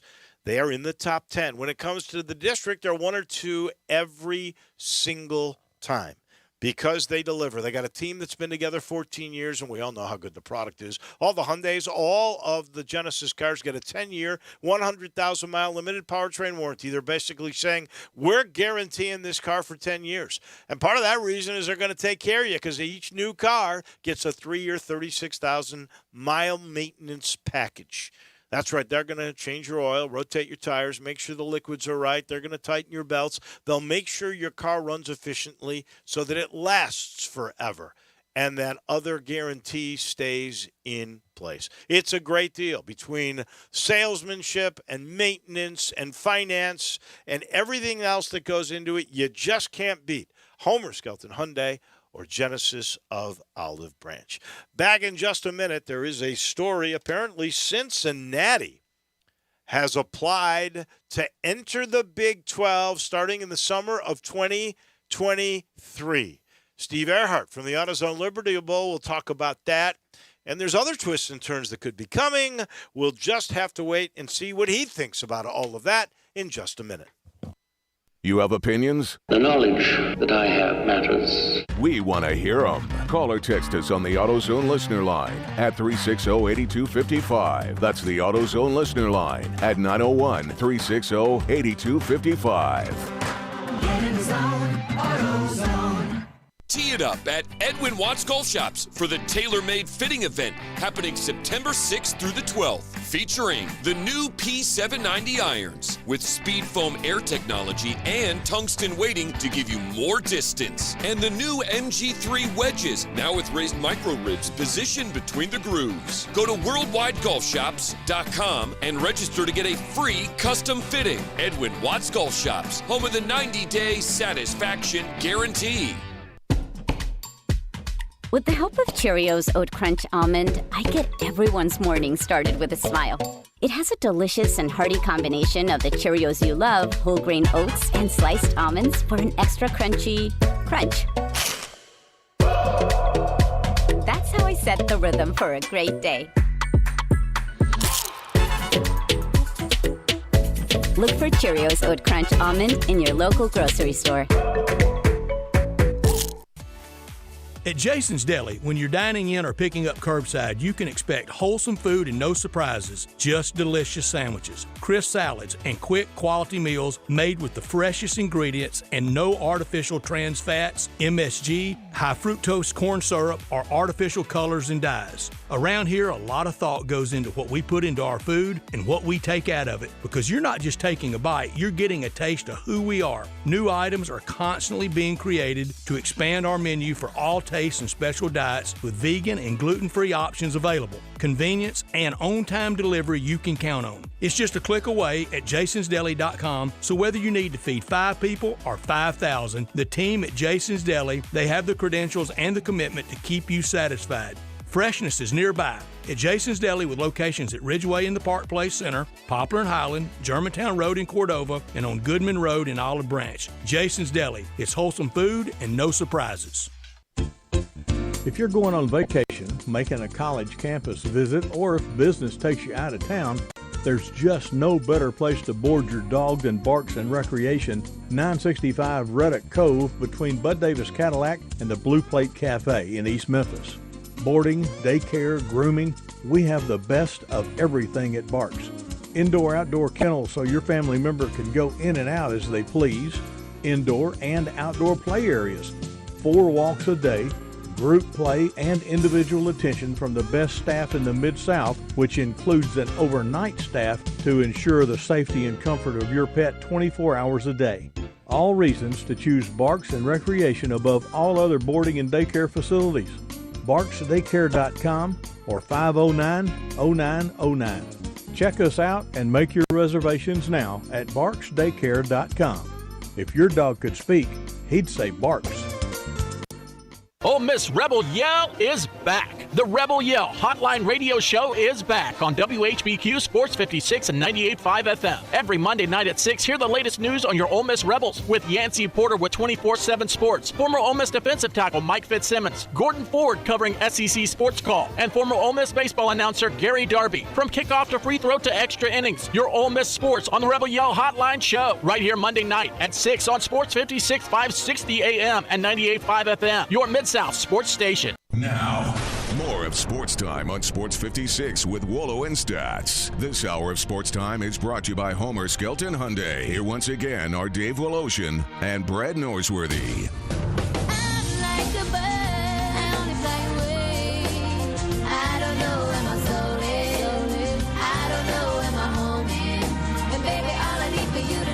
Welcome back in, halfway home on this Wednesday. Officially over the hump now, right? Halfway through day. And the news is trickling out.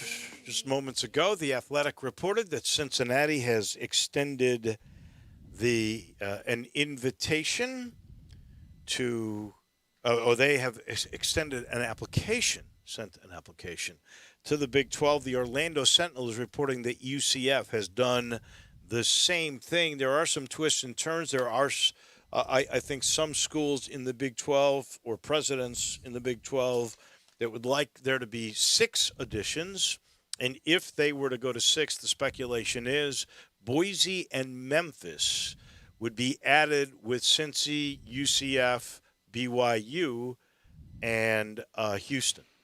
You haven't done it, but for some, with that news, and I'll be surprised if that happens, especially in this tranche, but for some, Dave, I think people need to be guarded with some of the heavy comments against the Big 12 leadership and the Big 12 and those institutions, because right now I think it should be Mother May I instead of blank you to the Big 12. Let's get to the sort of the bottom of the beginning. How about that? And let's bring in a guy who does business with the Big 12, and that is Steve Earhart with the AutoZone Liberty Bowl.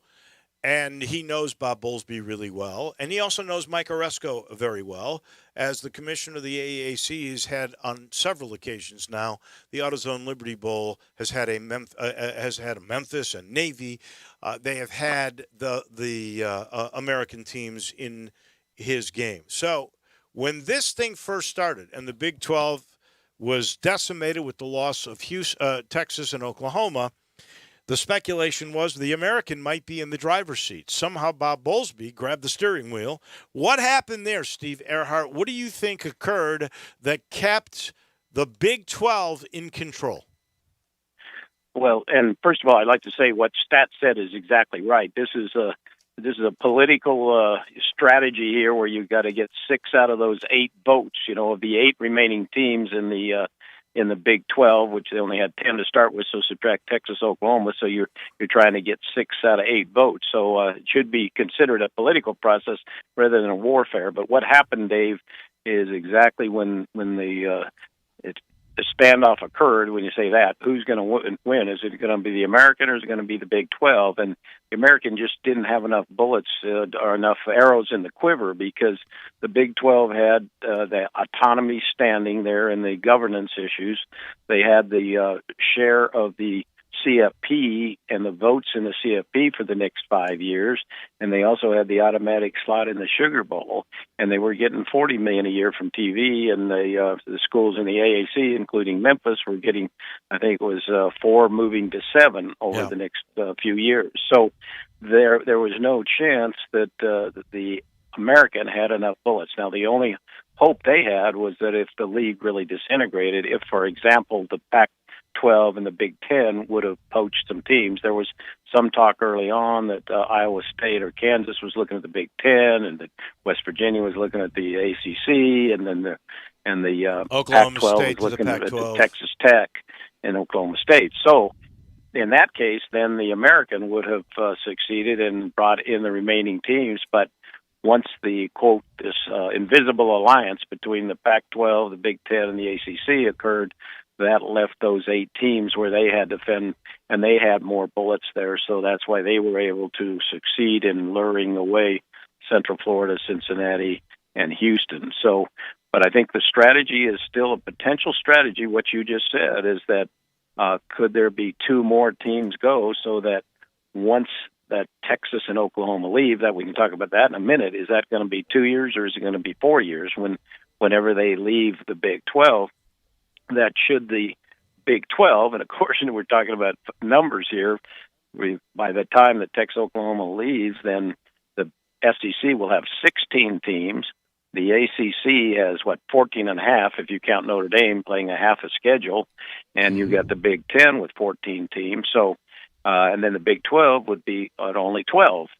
Whether that's makes sense or not, should they go ahead and take in a Memphis and, if you say, Boise or another school to have, then they would be at 14 and they would be more on a par. So I think if they can get to those, to get 6 votes there, and then once if the other 3 or the 4, when you count BYU, get in there, it's strictly a matter of getting the 3/4 vote. So yes, I think, Stats, you're right. I think there should be just continue to send a positive message about our community and all the great things that the university's done over the last few years. And the university has, but there's some very verbose media members that I think they think it's funny, this Memphis versus everybody. We hate Nashville. We hate the SEC. We hate Tennessee. We hate Arkansas. We hate Ole Miss. We hate everything. How are you going to get in somebody else's club when you walk in saying you hate them? Well, and you make a great point, and I think, and you're right, the University of Memphis has done a great job in the last several years. The indoor facilities, the improvement with the academics. They've been 3 straight coaches. They've showed sustainability in having a high-level program. So the positive message is always going to win more than the negative message. So I'm glad you guys are talking about that. Stat, you're right on track with that. And I think there still is some room. Now, there is an issue, and I have not seen, so I'm not trying to talk directly, that the Big 12 contract, which is still in place, and that's what's holding Oklahoma and Texas now, because their grant of rights, you hear that phrase thrown around a lot, the grant of rights means that their media rights, so in other words, their television money stays in the league until 2025.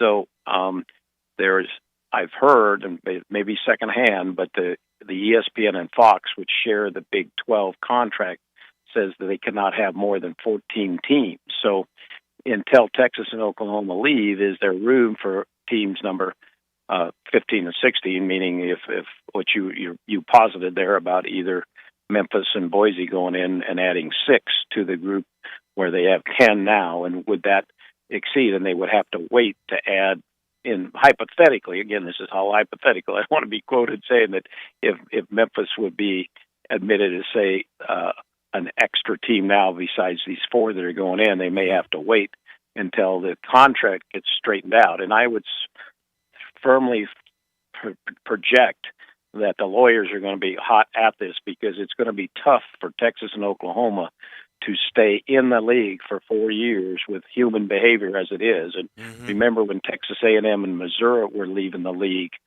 back the last time when the SEC struck the Big 12, that there was some pretty tough situations when Texas A&M was playing Texas Tech, and human behavior and some pretty ugly incidents that I think they are going to try and avoid. Plus scheduling. Can you just imagine Texas and Oklahoma when they're sitting down to do the basketball schedules? And so I think there's a good chance that things could shake out before 2025. Just to clarify, they may send them to Lawrence to play at Fog Allen every game. They may play KU every game in that schedule, Steve. Well, there you go. It'll be on every Monday night too. Yeah.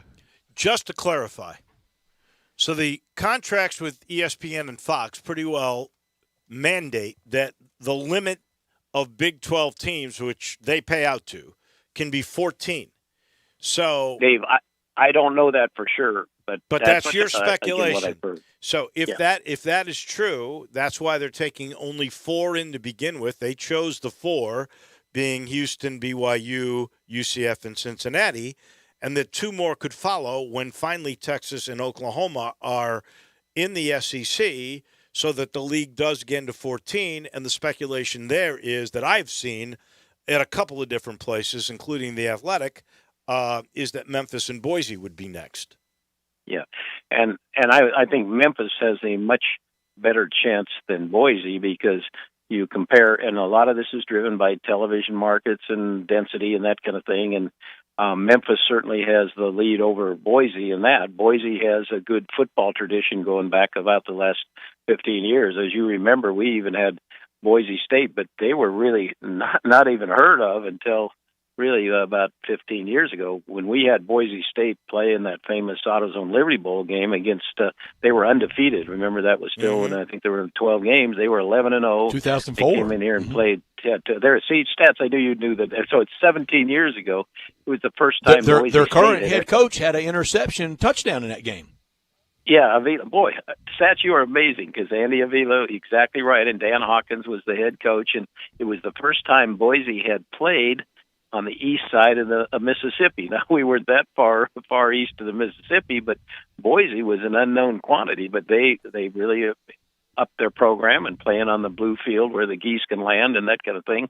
They had a name, but they don't have the kind of population base. So although media speculated Boise State, I would say that's a longer shot than Memphis, certainly. And then there's a lot of other schools that have been pounding the turf too. For example, Colorado State, which they claim to try and bring some of that Colorado market to go along with BYU Denver there. market, So I find it interesting because you're talking about density. Houston, and I believe Brett pointed this. I think he was referring to Houston a while. Oh no, he was talking to Philly, but it's the same thing in Houston. I mean, the density or the penetration is the better term. The penetration of that market in Houston by the Cougars is not that great, although they do draw when they win, and they've really drawn well in both football and basketball with winning teams. Cincinnati has never been a great draw for football. They have some penetration of the market, but they are a better draw of basketball than they are on a regular basis with football. Even with a great team last year and Memphis coming in and the championship sort of or positioning for the playoffs on the line, they did not have anywhere near a full house for that game, even in their brand new stadium. So, well, last year was outlier though on crowds. Well, that's true. That is true. Well, Dave, you bring up a really good point, because penetration is the right word. Even though Houston is a huge market, what are they in the top 10 now of media? Maybe even top 5. I think they're top 5. But top 5, but yet the interest level percentage-wise is not nearly as high as it is here in Memphis. And even though we're a smaller market, there's a lot more people that support the Tigers here, because you don't have, a pro football team and all these other loyalties. So, in fact, I was looking the other day, what the number one market in the country for penetration as far as percentage of people per capita per 1,000 people that watch college football, it's Birmingham, Alabama. Right.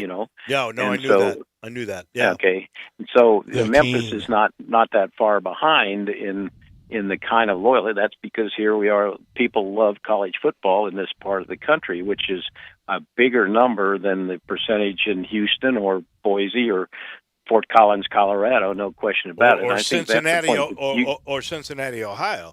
In Orlando, look, the Disney's there, so I think they get a step up. But it's the biggest school in the country now. But when you look at their crowds, they do decent for football. I will give them that, and football drives everything. They don't draw flies for basketball. They don't draw a fan. Here's one thing that the media, I know you guys have talked about it, but a lot of mainstream media have missed is that, yes, it's football money that is driving this whole realignment, but the Big 12, they value basketball in that league. And look, Kansas is certainly a basketball school. Baylor won the national title last year. Texas Tech was in the Final Four, and West Virginia with Bob Huggins, our old friend over there, they're serious about basketball. So I think this bodes potentially well. It's not going to change this first four, but it bodes potentially well that as Memphis is really shooting for the moon with their basketball and with what Penny's doing, I think that can be helpful in the future, no matter what shakes out here, that Memphis has really made a commitment to basketball. And that's important to the decision makers in the Big 12. Last thing for Steve Arrett from the AutoZone Libertyville, the fact that they have a team that is in this city's bowl, the AutoZone Liberty Bowl, will that come into play at all? Well, I sure hope so. And we've been working it hard, and I think there's a lot of good people there, and they're making decisions a lot.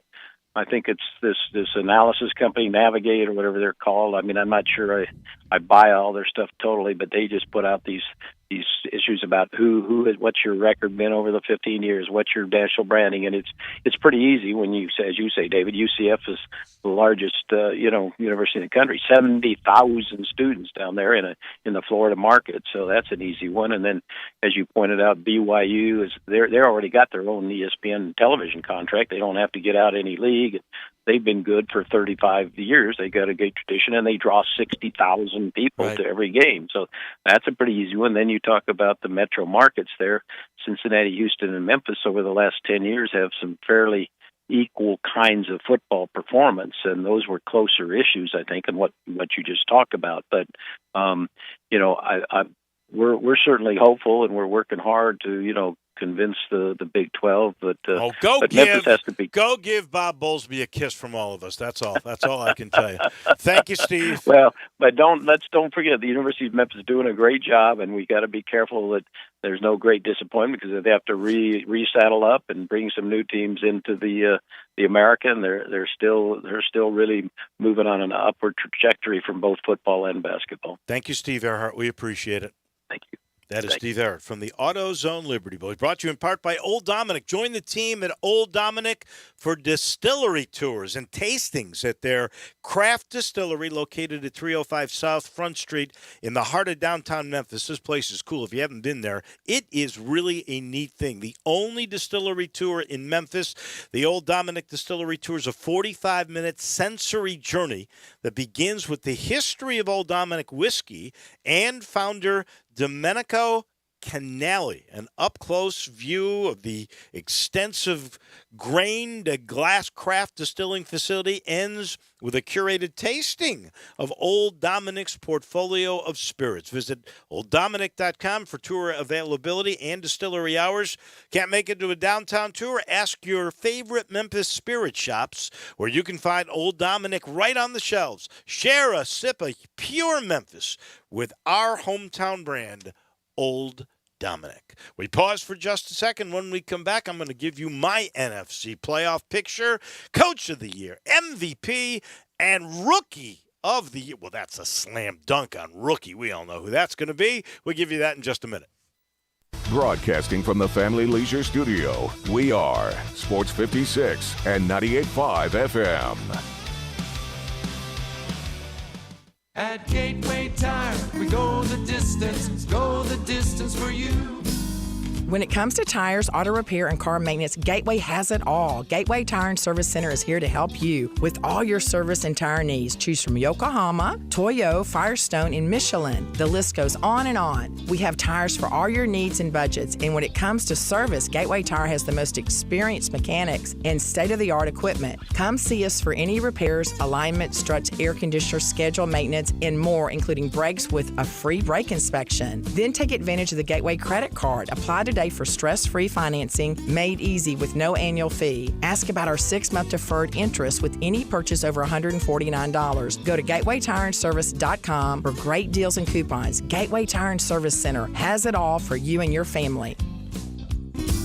At Gateway Tire, we go the distance for you.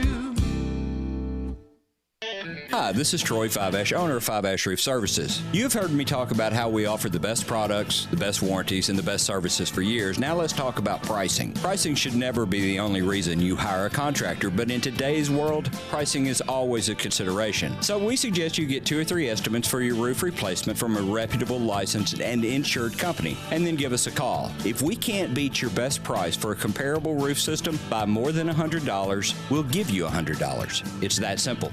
We are so sure we can offer you the best price, beating all other qualified companies. We will hand you $100 if we can't, and thank you for the opportunity. So give us a call. What's the worst thing that's going to happen? Make $100? 5 Roof Services, a proud supporter of Tiger Athletics and the official roofer of the Tigers home team. 5 Roof Services, fair, honest, and ethical. 367-0050 or memphisroofer.com. 5 Roofing, it's what we do. We're here for you. Taqueria Express has a new location at 6290 Winchester with family deals every day. Mouth-watering chicken tacos, only 99 cents. 3 tacos with rice, beans, and fresh guacamole, only $6. And incredible signature dishes with chicken or beef chimichangas and homemade tortillas stuffed with fresh beans, rice, and cheese on top. If you're hungry, try Taqueria Express's gigantic Macho Burrito. Homemade with fresh flour tortilla, and you choose beef, chicken, pork, or shrimp. Includes beans, rice, melted cheese, lettuce, tomato, and sour cream. Fajita fans try Taqueria's delicious chicken or steak fajitas. Big enough for 2 people and only $10. If you're thirsty and want something unique, then try Taqueria drinks made from scratch, like melon and pineapple. Margaritas are buy one, get one free, and they got a little kick to them. For real Mexican food, Taqueria Express, 6290 Winchester. We'll see you guys there, and don't forget those strong margaritas. Buy one, get one free. Get in zone, AutoZone. Welcome to AutoZone. What are you working on today?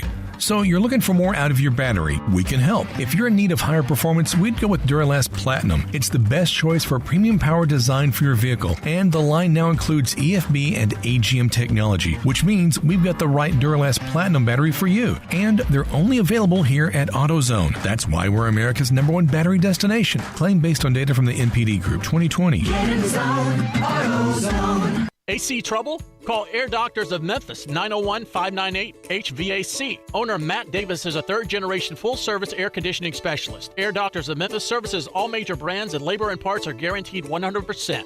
Their yearly AC checkup is only $60. Then this year, Air Doctors is the official HVAC contractor for St. Jude Dream House.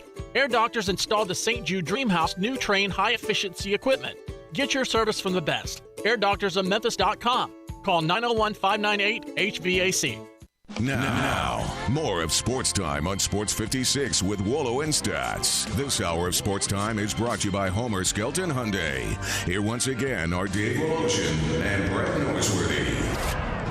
I had my world strapped against my back. I held my hands, never knew how to. Welcome back in as we wind our way through hour number 2 on this Wednesday. All right, so just so I have this sense as we pick these things, what did you do, Brett Norsworthy, when it came to the NFC? I picked the Los Angeles Rams to be the Super Bowl representative from the NFC to win the Super Bowl for the home team winning in their stadium back-to-back years. Never happened before. The Buccaneers did it this year. The Rams do it in Stan Kroenke's $5 billion edifice. Wow. Well, I think you'll be a little surprised here. I've got my seeds. Green Bay 1, Rams 2, Tampa 3, Dallas 4, Seattle 5, the San Francisco 49ers 6, and the Monsters of the Midway, the Chicago Bears, are 7. So Green Bay gets the week off. Dallas Bears, I like Dallas. I got Tampa and Seattle. Tampa, San Francisco, the Rams. Rams beat Tampa. So they advance. I've got Green Bay beating Dallas. Green Bay and the Rams play for the NFC Championship. I've got the Rams winning that game and going to the Super Bowl, where Kansas City wins the Super Bowl. I have Sean McVay as the coach of the year. I have the MVP being Aaron Donald. And I have the rookie of the year. I mean, they make the playoffs, right? If the Bears make the playoffs, the rookie of the year is Justin Fields. Come on. Well, he has to be. And I don't know all the dilly-dallying with Andy Dalton. Good, solid player. But you talking about basement and ceiling. We know the Andy Dalton ceiling at this point, don't we? 500 maybe. That's about as good as it gets. Isn't he kind of John Kitten of the 21st century? Or was John Kitten in the 21st century? I think he was before the 21st century, wasn't he? Isn't he kind of the Norman Snead of the 21st century? Oh, come on. Norm Snead was better than him. Ooh, I don't know, Dave. I think Norm Snead was maybe better than Andy Dalton.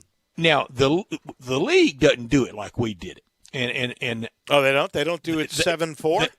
No. Yeah, they don't do NFC MVP, AFC MVP. They just do one league MVP. Oh. So I have Matthew Stafford as my league MVP.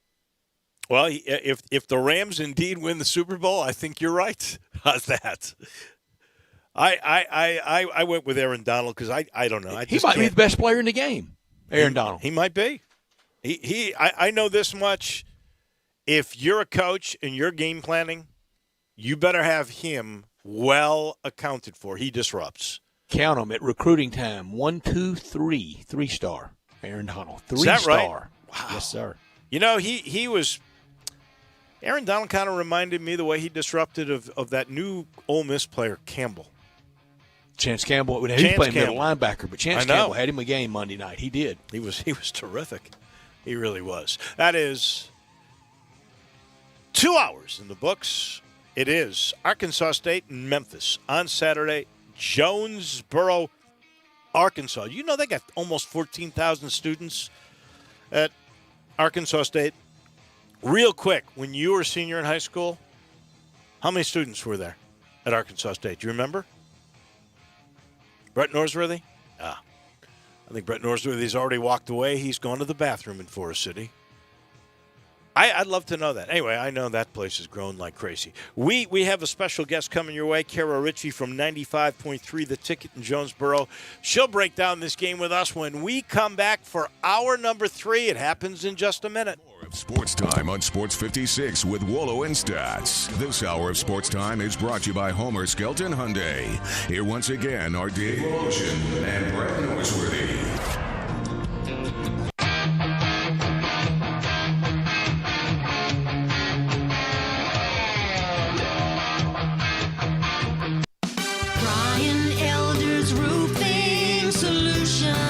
I'm Brian Elder, 867-0303. Hurricane season is upon us. Is your roof ready? Are your shingles laying down and sealed properly? Call me right now, 867-0303. They say you get what you pay for. That's why my opinion is free. Maybe you've got years of life left in your roof. If so, I'll tell you that. But if I find storm damage or a compromised roof system, I'll lay out some options for you. Don't let them tell you it needs to be replaced if it only needs a repair. Call me, 867-0303. Has your insurance company already seen it and rejected your claim? Maybe they're correct. Most of the time, they're not. They do tend to become more reasonable once I get involved, though. 867-0303. I'll measure your roof from outer space or BrianElderRoofing.com. Call 867-0303. Brian Elder's Roofing Solutions. I can pop a beer in here, right? Your cousin from Boston. This here is Sam Adams Boston Lager. It's my go-to beer. Not too heavy, not too light. Oh boy.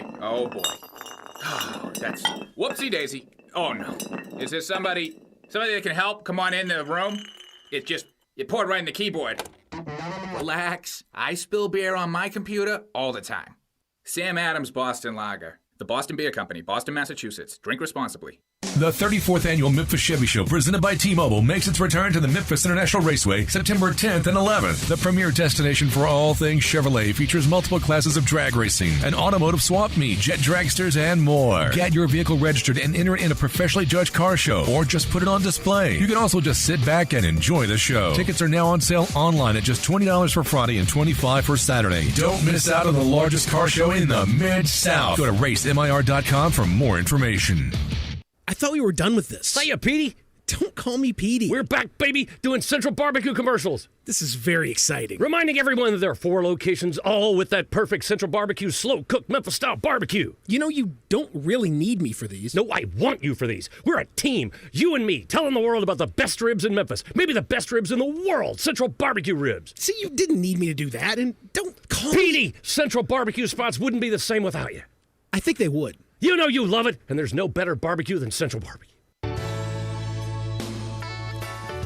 Listen Sundays at 11 a.m. to join Idlewild Presbyterian Church for worship. Idlewild is a PCUSA church located in Midtown Memphis.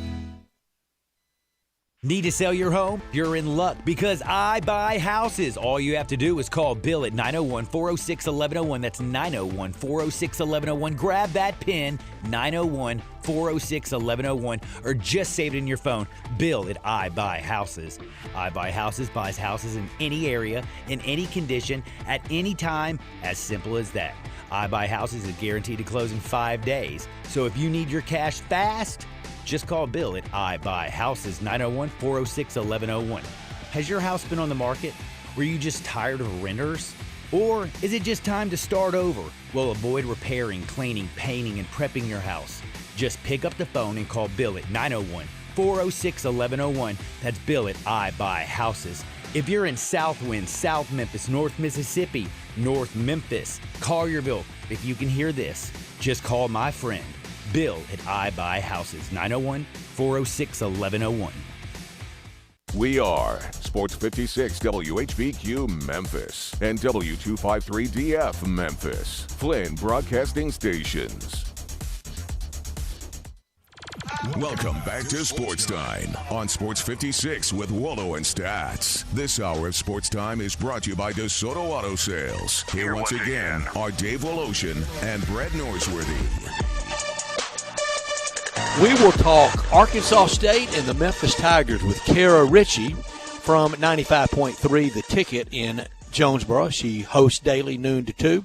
She's also busy on game days with 107.9 KFIN on Arkansas State game days. We will visit with her after I tell you about FanDuel. FanDuel's back. The NFL's back. FanDuel's never gone away. Well, the NFL's never gone away either.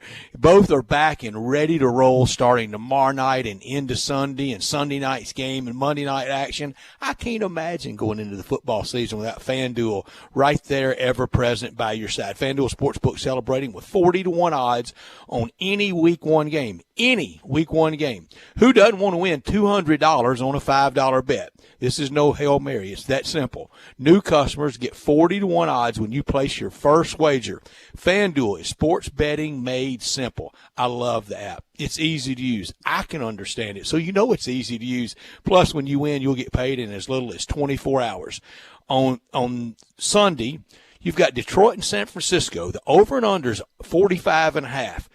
That's Jared Goff in his new home against Jimmy G, or maybe the rookie. I love the over 45.5 between Detroit and San Francisco. Two old guard NFL, NFC teams. Number 1 rated sports book. Easy to use, safe and secure, fast payout. See for yourself why FanDuel that they are truly number one sports book in America. They're always hooking up you with exclusive odds boosts, great promotions, and so much more. Sign up with promo code CASH, and you can win $200 on a $5 bet. That's promo code CASH exclusively on the FanDuel Sportsbook app. Must be 21 or older and present in Tennessee. New users only. $10 first deposit required. Must wager in designated offer market. Max bonus $200. Bonus for Tennessee users fulfilled in site credit within 72 hours. Tennessee site credit expires 14 days after receipt. See full terms at sportsbook.fanduel.com. Restrictions apply. Gambling problem? Call the Tennessee Red Line at 1-800-889-9789. Title sponsor of this hour. They are every day. It's DeSoto Auto Sales down on Goodman Road. Very proud to serve DeSoto County and the surrounding area. Online at DeSotoAutosales.com. 662-890-7184.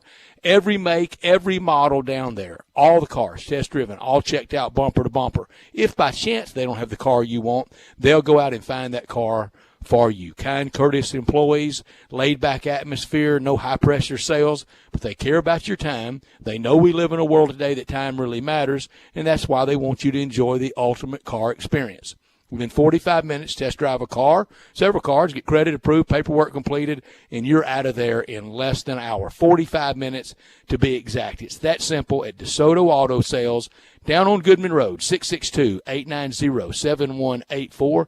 Come on down to DeSoto County for that town and country experience at DeSoto Auto Sales. Dave, you're going to love being at Arkansas State coming up on Saturday night. The press box in the suite area is among the nicest I've ever been around out at college football. I mean that when I say it. The facilities are fantastic at ASU. The tailgating scene is fun, and Kara Ritchie will be there to cover it all. I hope y'all get to see each other in the press box. Kara, we're so glad to have you on, and we're so glad to have this week. I love this game. I talked about it earlier. Now, Kara, a long time ago, I mean in a land far, far away, I was 13 years old, fall of 1975, and was at the Liberty Bowl for Roy Painter's pick six interception that led to Arkansas State winning that game that night and going on to their undefeated season in 1975. That's how dated I am, Kara. I cannot say I've watched as many of these games as you have. I made it to the Liberty Bowl, of course, last year to catch that one. I was there 2013, which was a very unenjoyable game from the A-State side of things. Of course, in 2011, 2012, A-State was able to get wins in this one. I'm glad it's back on the slate for both schools, and I hope everybody else is too, because these teams are going to see a lot of each other this decade.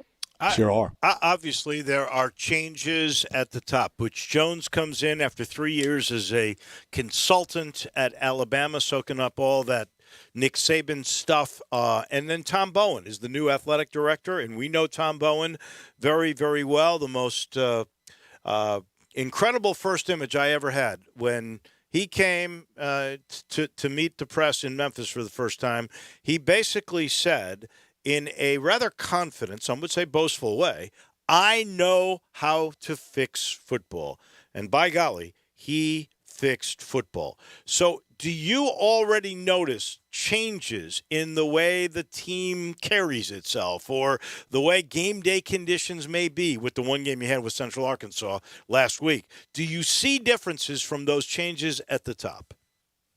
I see more changes from Butch Jones, but that's because he's been there at this point in time since December, and Tom kind of had to hit the ground running.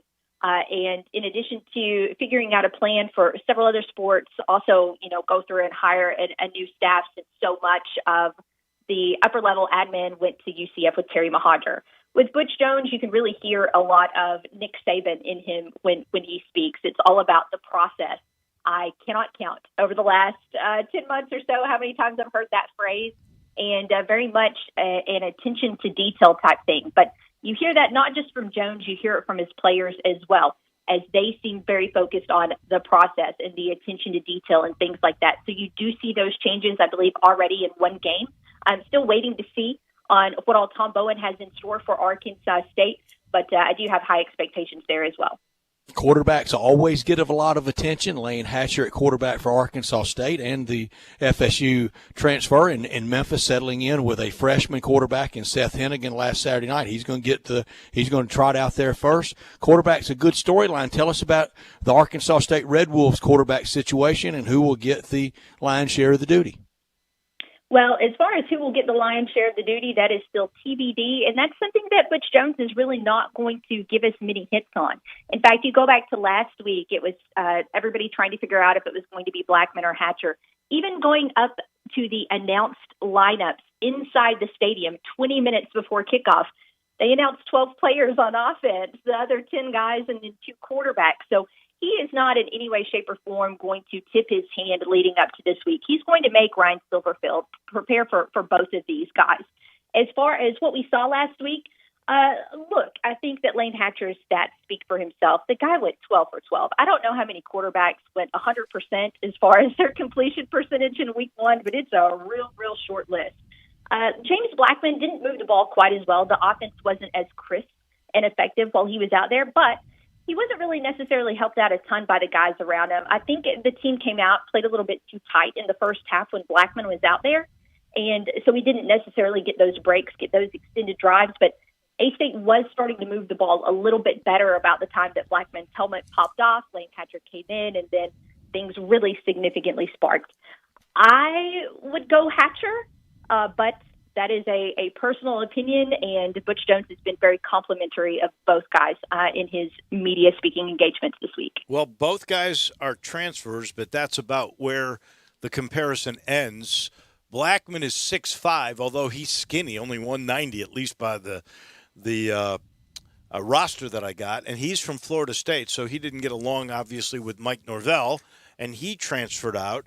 And then Hatcher is a little guy, 5'11", but stout, 211, and he transferred from Alabama. And we know he was 12 for 12, so he obviously can pass the ball as well as move with a bit of a bigger body in terms of stoutness.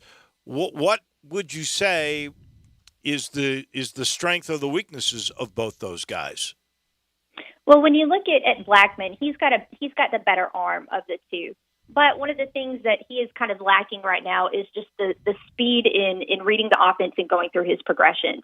He didn't get here until this summer, so he's just a little bit behind in terms of having that chemistry with the other players on offense, with knowing Keith Heckendorf's offense. So it seems like right now, or at least on Saturday, he was still kind of thinking through it so much. When you look at Lane Hatcher, a lot of the strengths for him, it's not the arm, it's not the size, it's not the footwork, it's just this kind of massive intangibles that are really hard to quantify. The guy's a winner. He was a state championship wrestler, and he's considered to be, by just about anybody I've ever heard from, the hardest worker on that team or in college football. He had a former teammate that referred to him as Laniac. So a lot of the stuff that he does that he's so good at is not things that you measure. Again, he doesn't really have the size. He doesn't have the cannon, but somehow he just manages to get it done.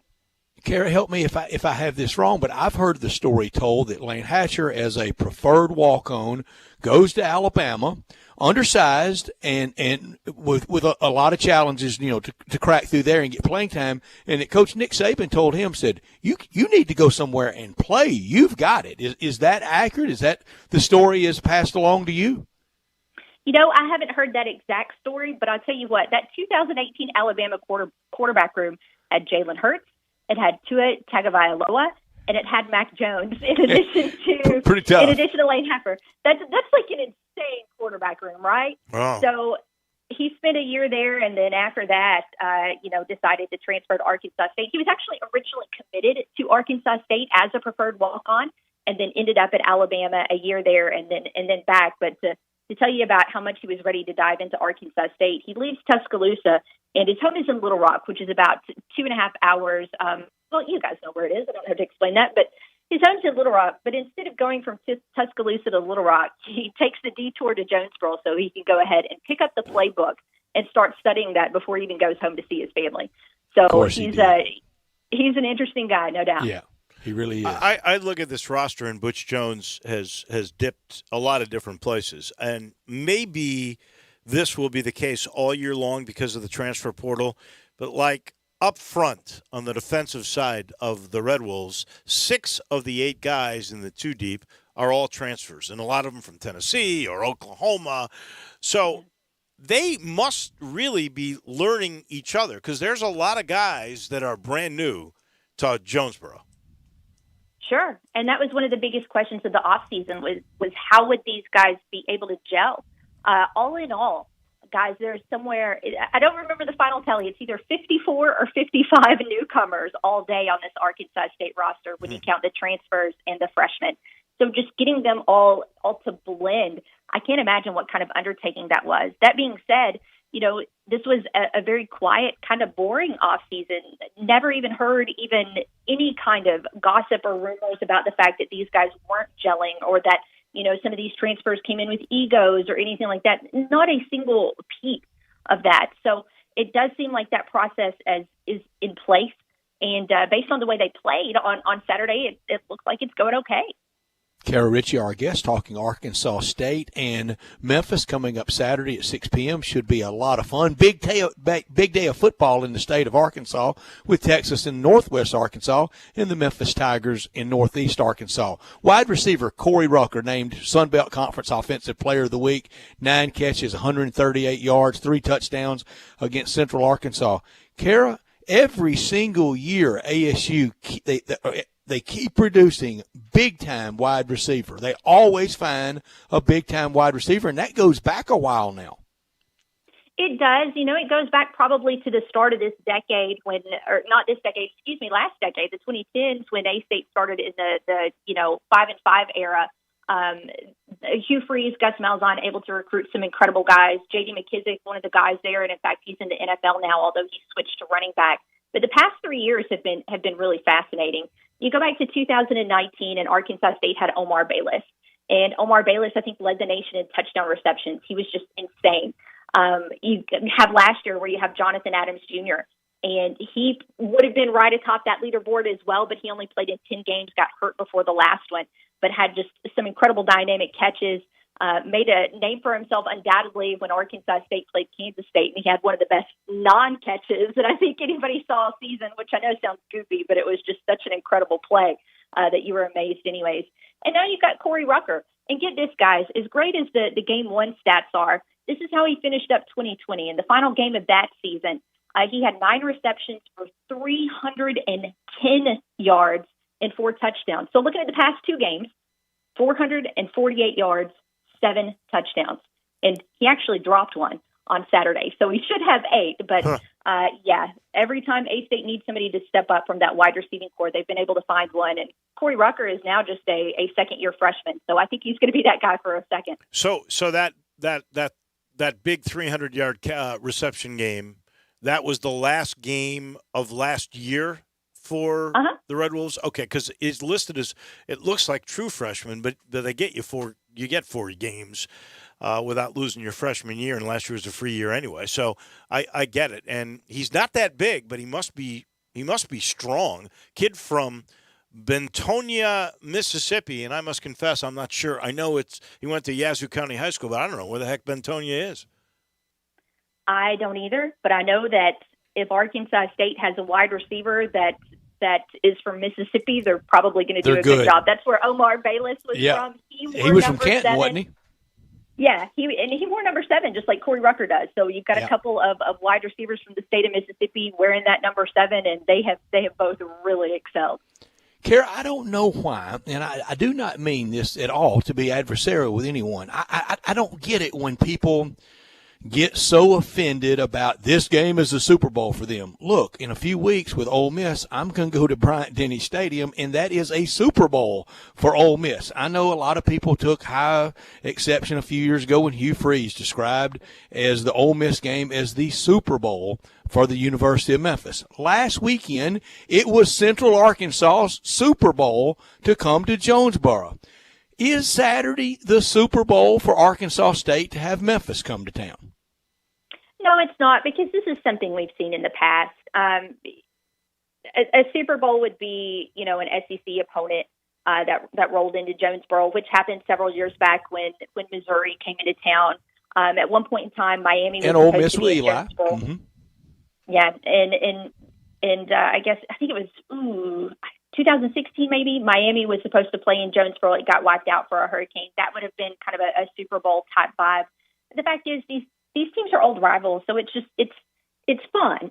I think it's a great game for both fan bases. You just drive across the bridge and you get to see it. And I know Memphis thinks they're in a different spot now, being in the AAC and trying to find a way into the Big 12 or a different conference. But I think this is a good pairing between both teams. As far as what could be the Super Bowl this year for A-State, I think there were high expectations for A-State going up to Washington next weekend until Washington lost to Montana. And then, of course, you've got there will be most likely at least one top 25 opponent play in Jonesboro this year, as Coastal Carolina is probably still going to be ranked when they roll into town in October. You know what? I couldn't believe it. Now, they're playing Kansas, but it's the first time I've ever seen, I think, in all the years that I've been covering college sports back to 71, where a group of 5 school, albeit the ranked one, is a 25.5-point favorite. Wow. Over the Power 5. Now, that's Kansas, but that is pretty incredible. I saw that today, and it blew my mind. I think that you are right on the money, Kara. I don't think it would be the Super Bowl anymore. How can it be the Super Bowl when it's the 60th all-time meeting? But I do think it is important for Arkansas State because they are in the perceived lesser conference, and they are actually, I think, trying to audition to get into that conference if there's going to be any kind of dominoes that are going to fall. So I do think it is probably pretty important. I'm curious as to what kind of crowd they expect. I hear the facilities are unbelievable. Every time I go to Jonesboro, the city gets bigger and the facilities get better. So that's a big plus. But what kind of crowd can we expect? Well, I hope it's one that's close to capacity. Although I will be honest, I was a little bit disappointed in the season opening crowd against Central Arkansas. I do feel like going back to last season with A-State only able to total 4 wins, there were some fans that kind of got off the bandwagon a little bit and approached this year with a wait-and-see mentality. In addition to that, of course, we're all still dealing with a global pandemic, and there are more people who are just likely to stay home because they don't want to deal with that. And then there are some people who didn't go to anything last year, whether it was games or concerts or bars or whatever, and now they're just not going to get back into that ever. Some fans have probably walked away that won't be back, which is disappointing, but it is what it is. So I hope that we see a much larger crowd, and I have a hunch Memphis is going to bring some folks as well. So hopefully a full stadium is what we'll see on Saturday. And the win over Central Arkansas, good start for Butch Jones.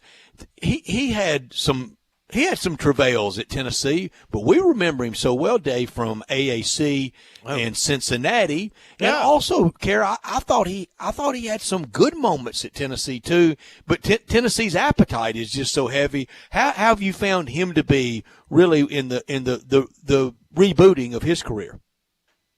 I like hearing from Butch Jones because he's very – he does coach speak a little bit. Everything he says is very measured, very deliberate, very, very prepared. He's not going to go like off the cuff in the middle of a press conference. You can tell that he has spent the past 3 years in probably a guarded environment. But it's not so much that I necessarily like or dislike what Butch Jones says. I like what the players say that we've listened to over the past several months since he's been in, because they say a lot of the things that he says. But, when you talk to a player, they're not as guarded. They're not as measured. They're not overthinking every single statement that comes out of their mouth. So they're a lot more relaxed, but yet they still echo his general principles as far as the process and details and things like that. I think it's been a good fit so far. Game one, I feel like we saw a lot of good things from Arkansas State, but on the flip side, we saw several areas where the Rebels could improve too. So I have liked this time in Jonesboro at this point. I bet he hasn't said brick by brick, not one time, right? Not that I recall. Okay. I do think it's funny because, the last year he was at Tennessee was not good. But prior to that, had a lot of success there. And guys, of course, if you look, Tennessee hasn't done anything since then. It's right. A difficult place to win right now. Well, I think this. That's right. I don't think that his relationship with the media was good at all, and a lot of it was just because he never said anything and he was paranoid. And he, as you have already said, he does tend to speak in coach speak. I don't remember, and this is fair, I don't remember the volunteer players disliking him to the extent that fans and media thought that he was terrible. And I witnessed him as a good coach at Cincinnati. Where was he before that? Central Michigan. Yeah, Central Michigan. I mean, he was at lower levels a very good coach. And when he was at Cincinnati, they were in the Big East for a little bit of that. So it's not like he is not technically a good coach. And I wondered if the harsh lessons of Knoxville have changed him at all. Have you guys done any kind of stories about that, or has anything been written about that? Not that I can recall off the top of the head, but and I apologize that I don't remember his response to this question, because I know he's been asked, what are you doing now that's different than you did at Tennessee? But not just would that have been a learning experience, a humbling experience to end the time there the way he did, but we, I think, are all obviously aware as college football fans of what Nick Saban has done over the past few years to be able to reboot careers, and how successful some guys have been after they go to the, Nick Saban School of College Football Tutelage. So he's also got that in his background as well. So I'd kind of be fascinated if I had been around him back at the Tennessee time to compare it to now. But unfortunately, I don't have any concrete examples of what he's doing differently now than he did back with the Volunteers. So the line on this game is Memphis by 5, and I think both teams had good, I wouldn't say great, but good first games. As you've sort of looked this over, how do you break it down, Kara? Well, it kind of depends. If the A-State team that played in the first half against Central Arkansas shows up Saturday to take on Memphis, Arkansas State is going to lose this game, and it won't necessarily be pretty. However, if the second half team comes out there, we know that that's a team that has a great ability to move the ball, can put up some points, and I think we'd be in for a fun one on Saturday night that Arkansas State could win. When I looked over what Memphis does, obviously the concern there is being able to shut down the run, because Memphis has had a good running back for forever at this point in time. But, I was kind of intrigued in looking over the box score at Memphis's, struggle with finishing drives in terms of getting to the red zone and having to settle for field goals as opposed to touchdowns. So obviously that's going to be a key storyline there for the Tigers.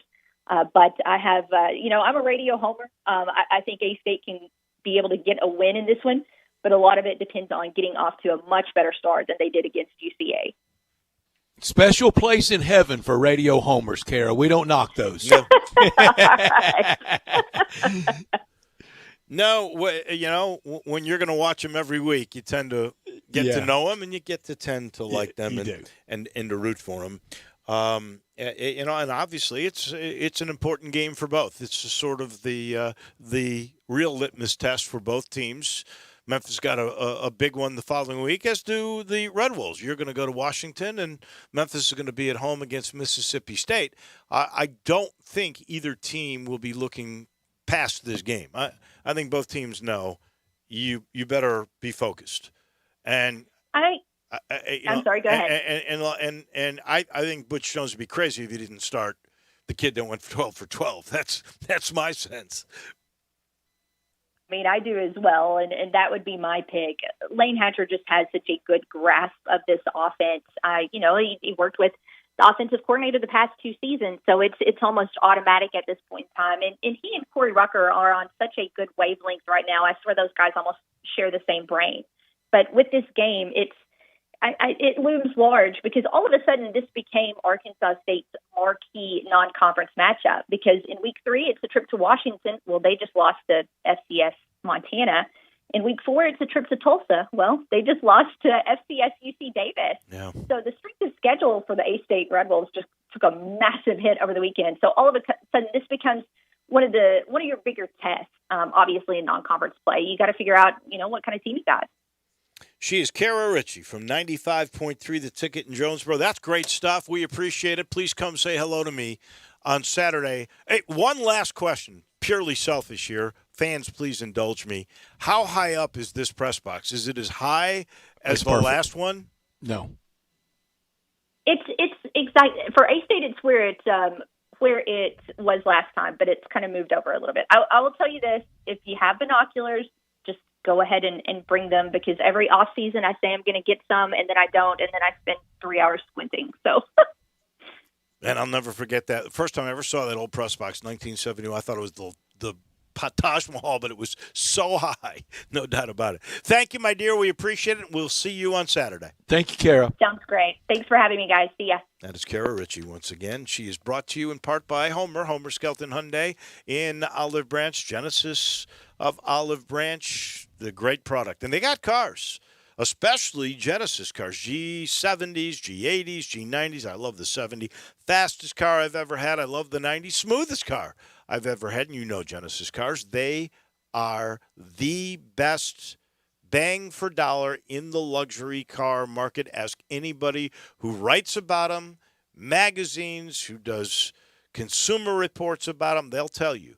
You want a luxury car, best value, $4, it's Genesis. Now, you want safety? Well, you're going to get Genesis, or you're going to go Hyundai. Hyundai, tied with another company the last 3 or 4 years, safest cars on the planet. And that technology is also durable, because every new car gets a 10-year, 100,000-mile guarantee. It's the warranty. How many places? 10 years they're guaranteeing that product. Part of it is because they'll take care of you. They'll maintain that car for you. You get a 3 or 36,000-mile maintenance package on every new Hyundai and on every new Genesis car. All you got to do is get on Lamar, real close, drive down to the very first exit in Mississippi Craft Road, turn left, you're there. You will see a sales team and finance team that most of them have been together for about 14 years. They know how to take care of you, I promise, at Homer Skelton Hyundai and Genesis of Olive Branch. What is trending? Well, we learned something today, and I want to revisit what Steve Erhard had to say about the Big 12 and their potential expansion. We'll get into that when we return. We are Sports 56 WHBQ. Listen to us daily on 560 AM and 98.5 FM, as well as around the world at sports56whbq.com or on the Sports 56 app. It's finally time to get out of the house. So make sure you stop by Family Leisure with great prices on in-stock and incoming products. Keep the kids active with play gyms, in stock, ready for delivery. And by the way, installation from the pros, I always recommend that. Markdowns on remaining game room products and those beautiful massage chairs. And the hot tubs, they're going fast. Get out of the house and get to Family Leisure. Wooden Road and I-40, where family and fun come together. I'm here with the great Pat Donahue from the Rendezvous Restaurant Shipping Department. Thanks, Brett. We've been shipping our ribs all over the country now for decades from our USDA-inspected shipping kitchen in the Pinch District. We hand-cook our ribs in pits that Mr. Charlie built over charcoal, just like they do at the restaurant. So what comes in a rib box? We could do pork shoulder, we could do ribs, our sauce, seasoning, baked beans, coleslaw. We'll even throw in Pancho's cheese dip with our nacho boxes. We also put a bag of Rendezvous seasoned popcorn, heating instructions, some chef hats, some wet naps, and some other helpful tips from our kitchen. We ship our ribs overnight, exclusively FedEx. And we put them in nice packaging. We don't ever want to use styrofoam, so we use corrugated cardboard, actually 2 boxes that fit nice together. So the ribs get to you, your loved ones, or your clients in a safe, wholesome manner. Rendezvous ribs are perfect for out-of-town clients, customers, loved ones. We also ship ribs for any occasion. Where do we order these great ribs? You can go to www.hogsfly.com or give us a call at 1-888-464-7359. Charlie Burgos' Rendezvous Restaurant in the alley since 1948. Hi, this is Troy Fiveash, owner of Fiveash Roof Services. You've heard me talk about how we offer the best products, the best warranties, and the best services for years. Now let's talk about pricing. Pricing should never be the only reason you hire a contractor, but in today's world, pricing is always a consideration. So we suggest you get 2 or 3 estimates for your roof replacement from a reputable, licensed, and insured company, and then give us a call. If we can't beat your best price for a comparable roof system by more than $100, we'll give you $100. It's that simple. We are so sure we can offer you the best price, beating all other qualified companies, we will hand you $100 if we can't. And thank you for the opportunity. So give us a call. What's the worst thing that's going to happen? Make $100? 5 Roof Services, a proud supporter of Tiger Athletics and the official roofer of the Tigers home team. 5 Roof Services, fair, honest, and ethical. 367-0050 or memphisroofer.com. 5 Roofing is what we do. We're here for you. At Southern Airways, we fly to make your day. Memphis's hometown airline, Southern Airways, wants you to beat the Mid-South Heat and head to the Emerald Coast. Southern is the easy and convenient way for Memphians to get to Destin. Want to spend some time on the lake instead? Fly over the interstate traffic and bypass any delays and take one of Southern's flights to Hot Springs, Arkansas. Short flights and popular regional destinations like Arkansas's festival city of El Dorado and Harrison, Arkansas, the gateway to Branson, each have daily nonstop flight options from Southern Airways out of Memphis. Flying Southern is easy with no TSA screening hassles and free parking at Signature Flight Support.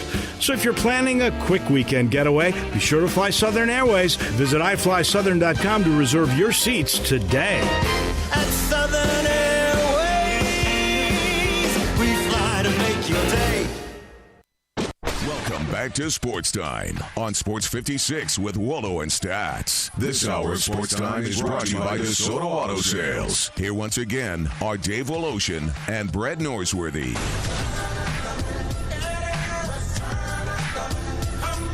Welcome back in as we climb through this middle of the week.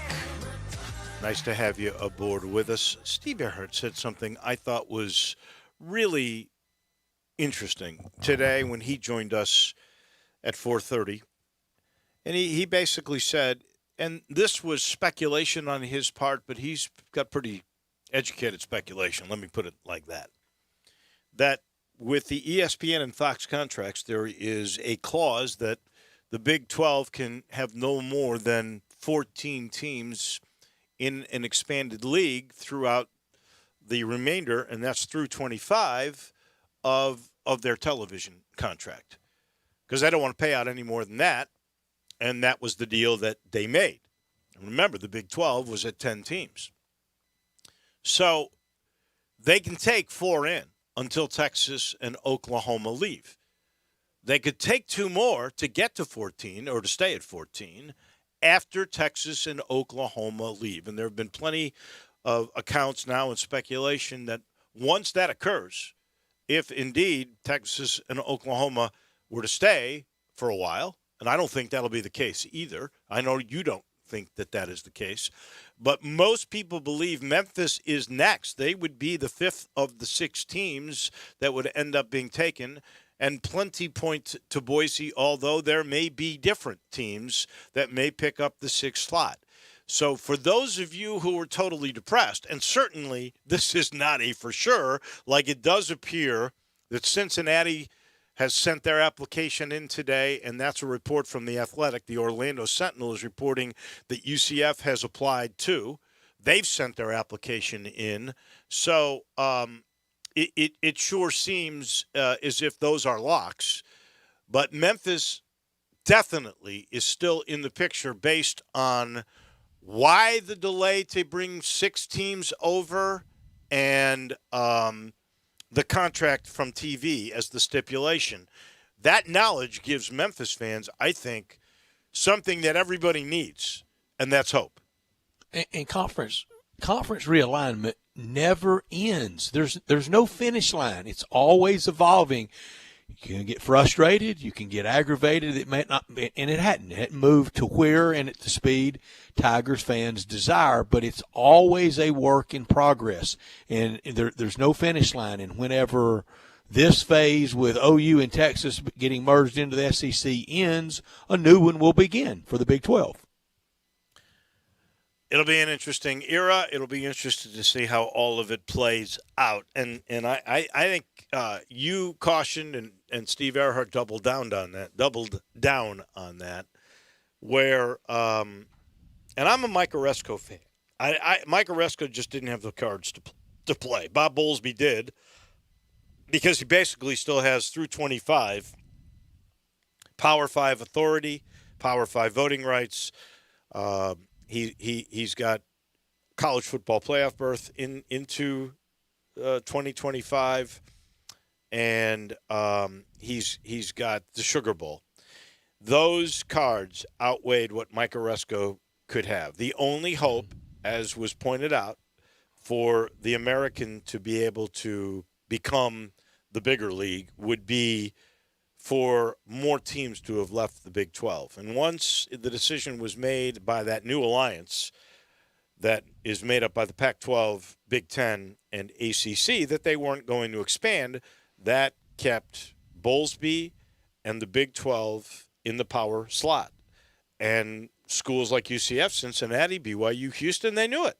And maybe Memphis too. And I am pretty sure Memphis has had as many correspondences as allowed by Bob Bowlesby and other presidents of the Big 12. And I just think a time for in the university and officialdom, they're doing it. I mentioned, I just think it's some pure hackery being done, lowest common denominator being done by some in this rage against the machine, this always finding conspiracy and always finding the cartel at fault in college football. This may be a time for prudence and a little. And as I said earlier, a little mother may I, instead of just constantly wanting to be in somebody's face. Well, just keep on building momentum, like indoor facilities like Memphis has, like recruiting classes that Ryan Silverfield have put together. You got to win, and the next step would be in that is to win in Jonesboro on Saturday. Yeah, but it is amazing to me. When I read the game notes for the Nichols game last week, and, you should just know this offhand, but when you read it, it really strikes you that the University of Memphis has won at least 8 games for the last 7 straight years. That's mind-blowing. There's only 11 teams that can say what that. you dreamed of. It's what people for so long desired, and now it's here. I said a month ago, if you want to do something right now to help Tiger football and maybe impress and get into that club, into that grouping, go buy 2 season tickets. That would do as much as anything to get their attention. Yeah, speaking of which, I thought the 30,000 plus crowd that was on hand for the Nichols game was a really, really good sign. I was surprised, certainly not blaming anybody because it's inside, although they opened up the Mercedes-Benz, but who knew? But and you were there, so you could tell me, and I haven't seen an attendance figure, but it did not look like a great crowd on Labor Day. It wasn't. I said yesterday it was a really poor crowd. 30,000 was that announced number that we know is just almost insults our intelligence. It was not that. It was about, I'm gonna say 8 or 9, 10,000 Ole Miss and about 2,000 Louisville and 3,000 or 4,000 local. That was it. In that Louisville only drawing a couple thousand. Well, they have dropped since. I hate to say this. Bama had 50,000 in town on Saturday. Yeah. Miami had about 6,000. Tuscaloosa a little closer to Atlanta than Miami is too. True. But Louisville is not far from Atlanta, and only 2,000. I just can't help but think, and I don't think the school administration had any choice, but the loss of Tom Jurich, no doubt, was Dave. major loss for that organization. He got him in the ACC, and Louisville's been adrift in his absence. I agree. We got to tip our cap to 4 people who became the 2020 Hall of Fame class today for baseball, led by Derek Jeter. Then there was Larry Walker, the first Denver Hall of Famer, Colorado Rocky. Ted Simmons Canadian. Got in by the veteran committee vote, and I'm really glad because I always loved Ted Simmons. Too.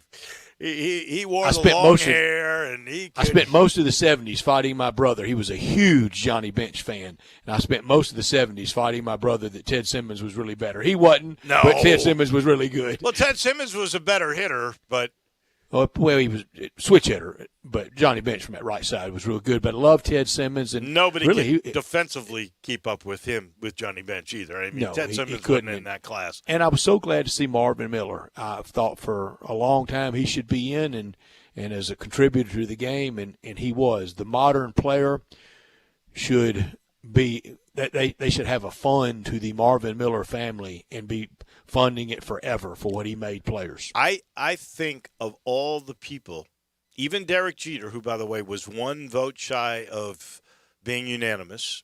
He thanked everybody but the one voter, by the way. He had a good one-liner in that. He's pretty funny sometimes. I think of all the people that were voted in today, the one person that had the most impact on the game of baseball was Marvin Miller. And you know that Marvin Miller, I guess when he initially didn't get in, Marvin Miller had asked the Veteran Committee for several times to take himself off the list. He did not feel, I don't know if it was angst that he didn't get in right away, or he just didn't feel that he should be in the Hall of Fame, but he had asked to be taken off, and I'm glad they didn't, because I think he was really, really important. Will his old partner Curt Flood ever get in? Well, that's the thing, is that Curt Flood, Marvin Miller prospered. Marvin Miller got his due. Even though he didn't get into the Hall until now, Marvin Miller was a mensch. Curt Flood was a scapegoat. I don't think the players whom he ended up helping ever embraced him the way they should have. And certainly, modern player doesn't even know who he is. Right, and certainly the owners shunned him. It was really, he was a broken guy when he was out. He really was cast to the baseball Isle of Elb. Yeah, no, that was really awful. I always felt bad, really bad, for Curt Flood, because his contribution. You put it perfectly, Brett. He was Marvin Miller's partner. Marvin Miller had to have somebody. They tore down the wall of the reserve clause. Right, and they together did it. Tear down this wall. And unfortunately, Curt Flood never, ever got his due. And that really has always been something? We've had a politician who was famous for saying, tear down this wall. We had one famous for build that wall. Yeah. There's a lot of walls out there. Really, really.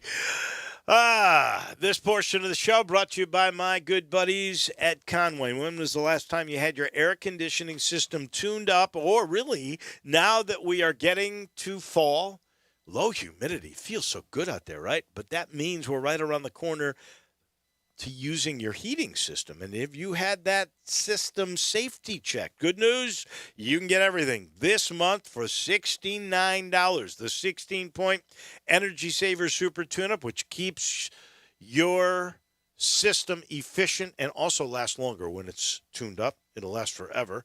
And they're going to include a heating system safety check now at no charge. They have a little camera, goes up in there, checks everything out so you know. So they're going to go outside, get years of dirt, grime, and leaves out of your air conditioning system, and then tune it up inside, then do the heat check, all for $69. And if that's not enough, let John throw in a carbon monoxide test. All that. $69, and all you got to do is call 384-3511, 384-3511. Conway Services, heating, cooling, plumbing, electric, the tune-up, and the safety check. We're back in just a minute. It'll be time for Taco Bell Crunch Time.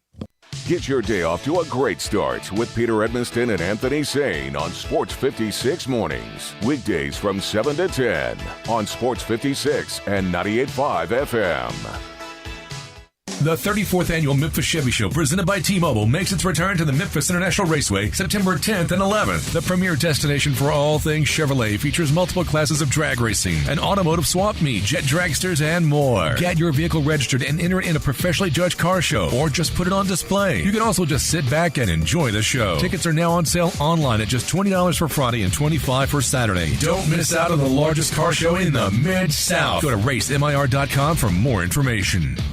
I thought we were done with this. Hiya, Petey. don't call me Petey. We're back, baby, doing Central Barbecue commercials. This is very exciting. Reminding everyone that there are 4 locations, all with that perfect Central Barbecue, slow-cooked Memphis-style barbecue. You know, you don't really need me for these. No, I want you for these. We're a team, you and me, telling the world about the best ribs in Memphis. Maybe the best ribs in the world, Central Barbecue ribs. See, you didn't need me to do that, and don't call Petey, Central Barbecue spots wouldn't be the same without you. I think they would. You know you love it, and there's no better barbecue than Central Barbecue. Hi, I'm Tito Beverage, founder and master distiller at Tito's Handmade Vodka. In 1997, I started the first micro distillery in the state of Texas with my dog, Dog Joe, at my side. We're still working with dogs out at the distillery after all these years. Learn more about how dogs are a part of life here at Tito's Handmade Vodka at vodkafordogpeople.com. Tito's Handmade Vodka is made from corn and naturally gluten-free.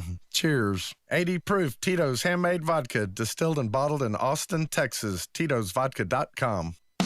Brian Elder's Roofing Solutions. I'm Brian Elder, 867-0303. Hurricane season is upon us. Is your roof ready? Are your shingles laying down and sealed properly? Call me right now, 867-0303. They say you get what you pay for. That's why my opinion is free. Maybe you've got years of life left in your roof. If so, I'll tell you that. But if I find storm damage or a compromised roof system, I'll lay out some options for you. Don't let them tell you it needs to be replaced if it only needs a repair. Call me, 867-0303. Has your insurance company already seen it and rejected your claim? Maybe they're correct. Most of the time, they're not. They do tend to become more reasonable once I get involved, though. 867-0303. I'll measure your roof from outer space or BrianElderRoofing.com. Call 867-0303. Brian Elder's Roofing Solutions. Upgrade your commute at Acura of Memphis. Seize the thrill and test drive one of our award-winning models, each packed with cutting-edge technology, luxurious amenities, and a driving experience that's sure to awaken your inner self. Driving shouldn't be a chore, it should be an adventure. Advance your drive today, shop our aggressive lease and finance options now. Luxury is waiting at Acura of Memphis, or shop online 24/7. Visit AcuraofMemphis.com. Welcome back to Sports Time on Sports 56 with Wallo and Stats. This hour of Sports Time is brought to you by DeSoto Auto Sales. Here once again are Dave Wolosian and Brad Norsworthy. Come on, Muhammad, then we hit fame. We beat you with the deal, we get in fame. Final portion of our Wednesday afternoon. It's brought to you by Miramichi. We're going to do a little R&D for you guys on Sunday. I'm going to go out and make sure I know that the fall conditions are perfect out at Miramichi. In fact, I'll probably walk all 330 acres just so I can see. I'm not going to play the 7,400 yards of championship golf. I'll play about 6,400, and I'm going to love it. I'm going to love the weather. It's supposed to be low humidity still, and I think when I'm playing, it will be in the mid to low 80s. How about this weekend? It's going to be gorgeous on Saturday, too. If you want to play before the football game, it's the best place to go. When you're done, you can watch outside on that beautiful deck.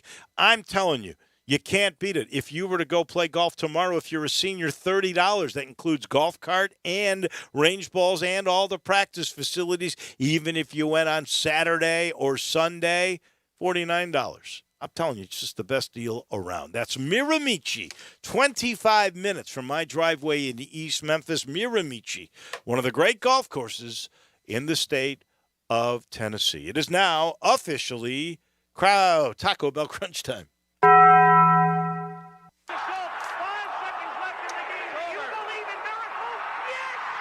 Go crazy, folks! Go crazy! This is Geraldo. It is crunch time. You are looking live. In your life have you seen anything like that? Goodbye! Hello, Haskins. It's obviously crunch time. Hammer, nail, coffin. This baby is over.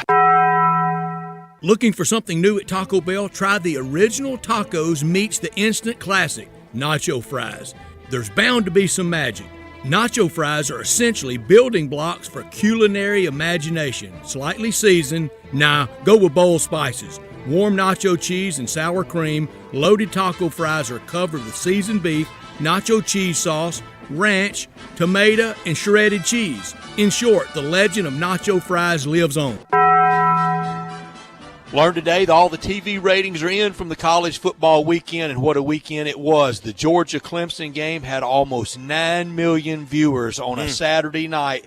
That outdrew any of the NBA Finals games. Ohio State and Minnesota on Thursday night had 6.3 million viewers on Fox. Georgia-Clemson was up 16% from just last year's Saturday night game to kick off the season. Bama and Miami Saturday afternoon, 5 million viewers. Notre Dame, Florida State, they peaked in overtime at 8.8 million viewers on a Sunday night. That is really something else. I learned today that Tennessee is one betting state. They now have 9 sports betting platforms here after Barstool Sportsbook and Wager got approval. This is amazing. According to Sports Betting Dime, which is a bettor's guide to sports books and betting analysis, Tennessee became the fastest state to record $200 million in a month. They did that last January. From November 2020 to July 2021, the volunteer state has taken in over $1.6 billion in sports wagers. Wow. Isn't it a great world? We got ED ads, we've got cannabis ads, we've got gambling, we've got it all now. I mean, out of the shadows, isn't it? Could have done without. You cannot like them. Look, there are times that I get a little Bama fatigue, I get a little SEC fatigue, but the NFL rosters are finalized and they're packed with both for a reason. It's not bias on ESPN. It's not Bama privilege. It's not any of the other loony reasons given by some. It's because it's the best. 53 Bama players make up the most, 47 from Ohio State, 43 from LSU, 35 from Georgia, 3 of the top 4 from SEC. I know it. Memphis has, I think it's either 12 or 13 on NFL rosters now. I wonder if that's the best of the group of 5. It is. Got to use that when we're talking about the Big 12, don't we? I could have done without. Tiger Woods not going to be one of Steve Stricker's assistants at the Ryder Cup. However, there is a good side to this story.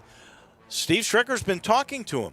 Speaking to Sirius XM Radio after making his 6 picks for the U.S. team that'll play against Europe at Whistling Straits on September the 24th, he suggested that Tiger might try to play golf again. He said, I've talked to Tiger a lot.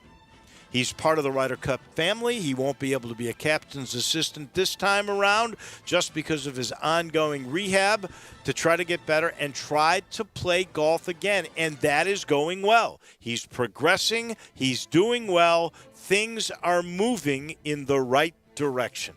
Get well soon, oh big cat. man, if Get that well soon. story comes true and Tiger Woods plays golf again, that'll be the great comeback story of next year. I said last week while you were away, Dave, if he's capable to get there and they get him there, shouldn't they bring him in for the Saturday night or the Sunday pep talk?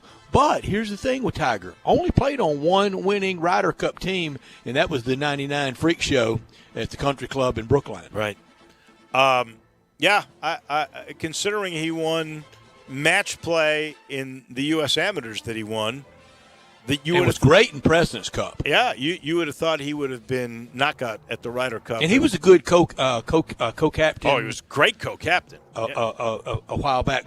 I'm keeping a close eye tonight on the last night of no football until next Tuesday night. We got to make it through tonight. Also looking forward to and keep an eye on if anybody will be interested in Cam Newton. He's out there to be had with the stories about Mac Jones having to teach him the playbook, though. Those aren't flattering around Cam Newton. Adam Wainwright on the mound tonight, 14-7, 2.91 ERA.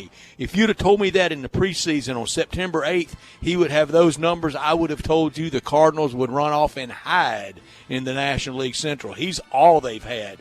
I also keep an eye on the Southsiders at Oakland. Braves need to keep winning. They play at Wrigley. And the Rays and the Sox at Fenway.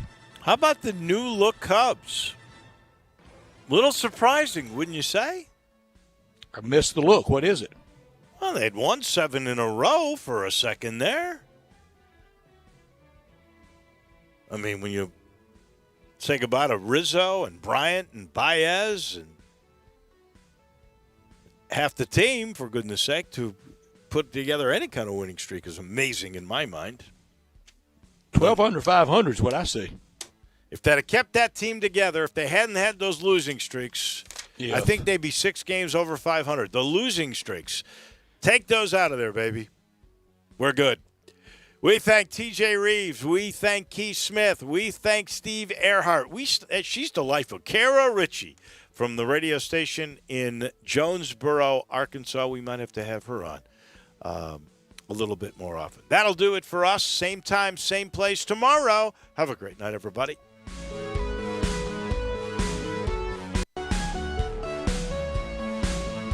You've heard of James Gaddis Jewelers, but have you heard what they've done lately?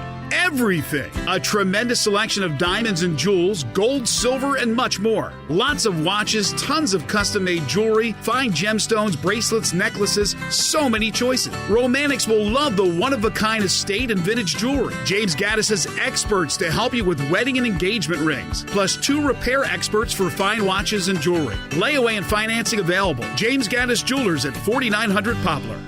For years, I have talked to you about James Davis, the finest men's store in all of Memphis, the service, the selection, everything that goes with quality. And I've told you recently about the Stant Perfect Fit shirts. Well, now there's the Stant Perfect Fit pants. Absolutely amazing. Only 2 measurements fed into a computer, and all of a sudden, you've got the perfect fit pants. I'm talking everywhere. The leg, the seat, the bottom, all made to fit your body absolutely perfectly. And there's 80 different fabrics to choose from. You will find the right look, the right fit, almost instantaneously. They start at $162, but you will never find a better pair of pants than these at James Davis Men's Store. And the shirts are still there, and guess what? It's the only place in Memphis that you can find Stant. That's the James Davis Men's Store in the Laurelwood Shopping Center. Hi, this is Troy Fiveash, owner of Fiveash Roof Services. You've heard me talk about how we offer the best products, the best warranties, and the best services for years. Now let's talk about pricing. Pricing should never be the only reason you hire a contractor, but in today's world, pricing is always a consideration. So we suggest you get 2 or 3 estimates for your roof replacement from a reputable, licensed, and insured company, and then give us a call. If we can't beat your best price for a comparable roof system by more than $100, we'll give you $100. It's that simple.